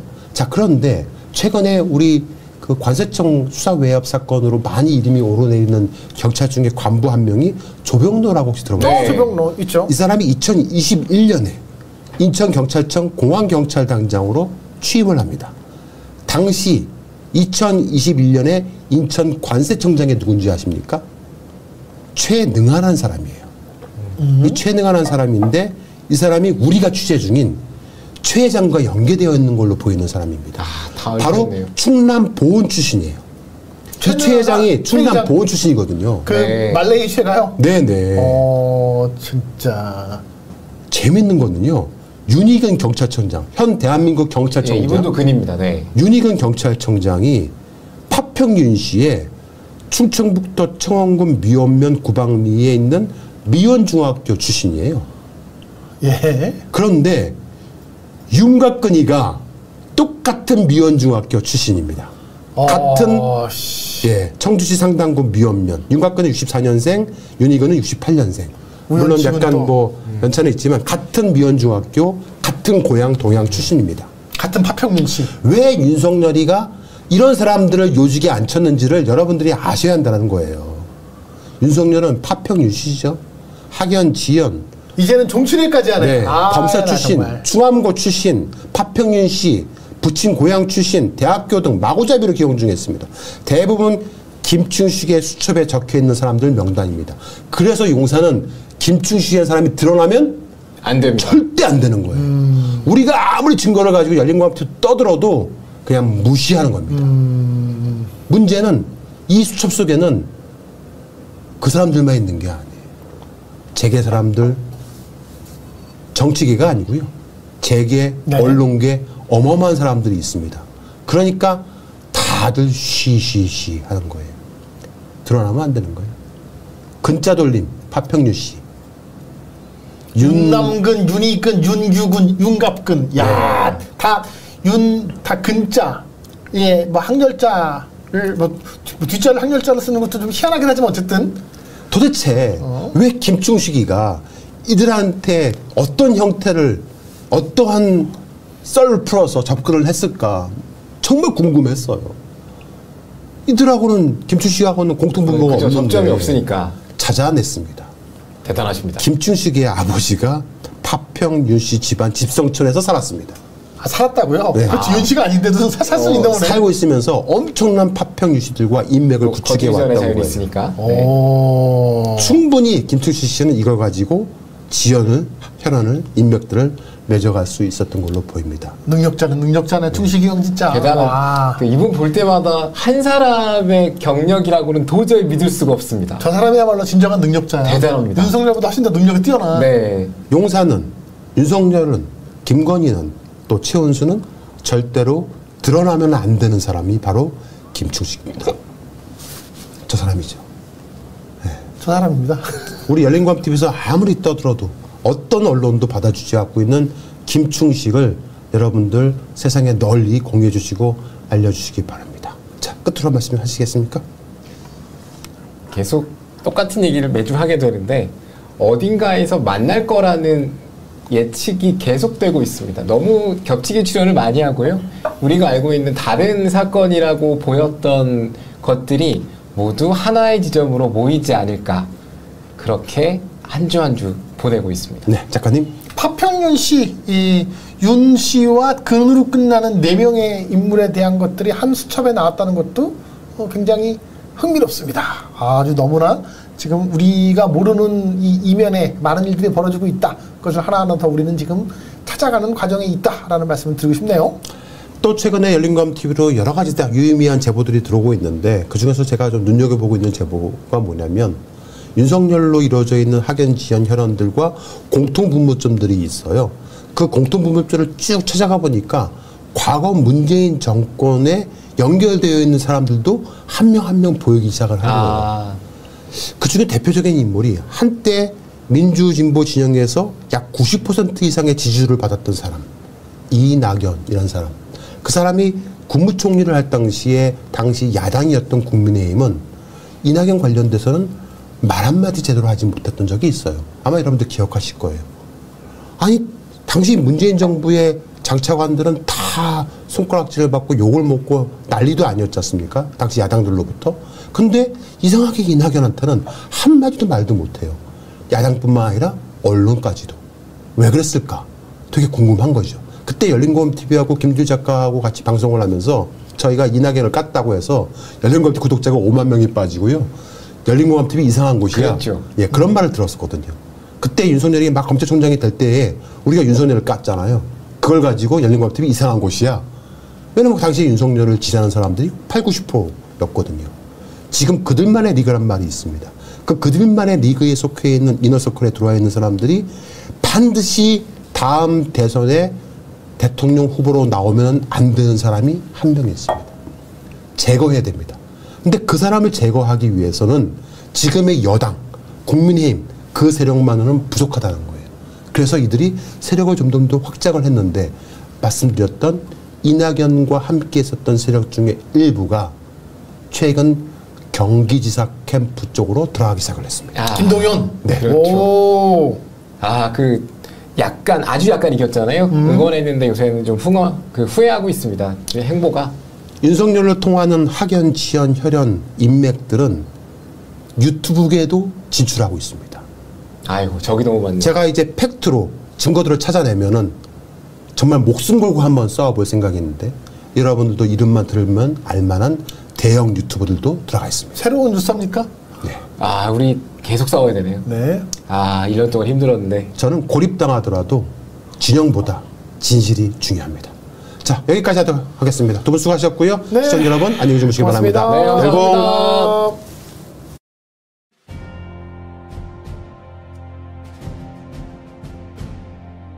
언론의 사명은 반드시 물어야 할 질문을 던지는 것에서 출발합니다. 열린공감TV와 탐사전을 오는 정치 권력, 자본 권력 등 그들의 이권과 카르텔을 감시하기 위해 반드시 의혹에 대해 질문하고 진실을 알리겠습니다. 열린공감TV와 탐사전을 오는 시청자 여러분의 후원으로 운영됩니다. ARS 전화 1877-0809를 누르신 후 안내 멘트에 따라 정기 후원에 가입하여 주시길 부탁드립니다. 또는 우리은행 1045-704-387412 국민은행 787201-04-247879의 후원 계좌를 통해 일시 후원 및 정기 후원도 가능합니다.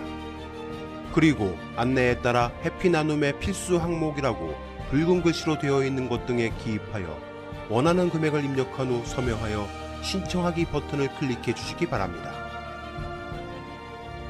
열린공감TV와 탐사전을 온해 모든 영상의 더보기를 클릭한 후 기재되어 있는 ARS 후원 안내 1877-0809 및 우리은행 국민은행 계좌를 통해 시청자 여러분의 소중한 후원을 기다립니다. 열린공감TV와 탐사전을 오니 오로지 진실 그 하나를 위해 항해해 갈 수 있도록 시청자 여러분이 함께 승선하여 길잡이와 등대가 되어 주시길 부탁드립니다. 감사합니다.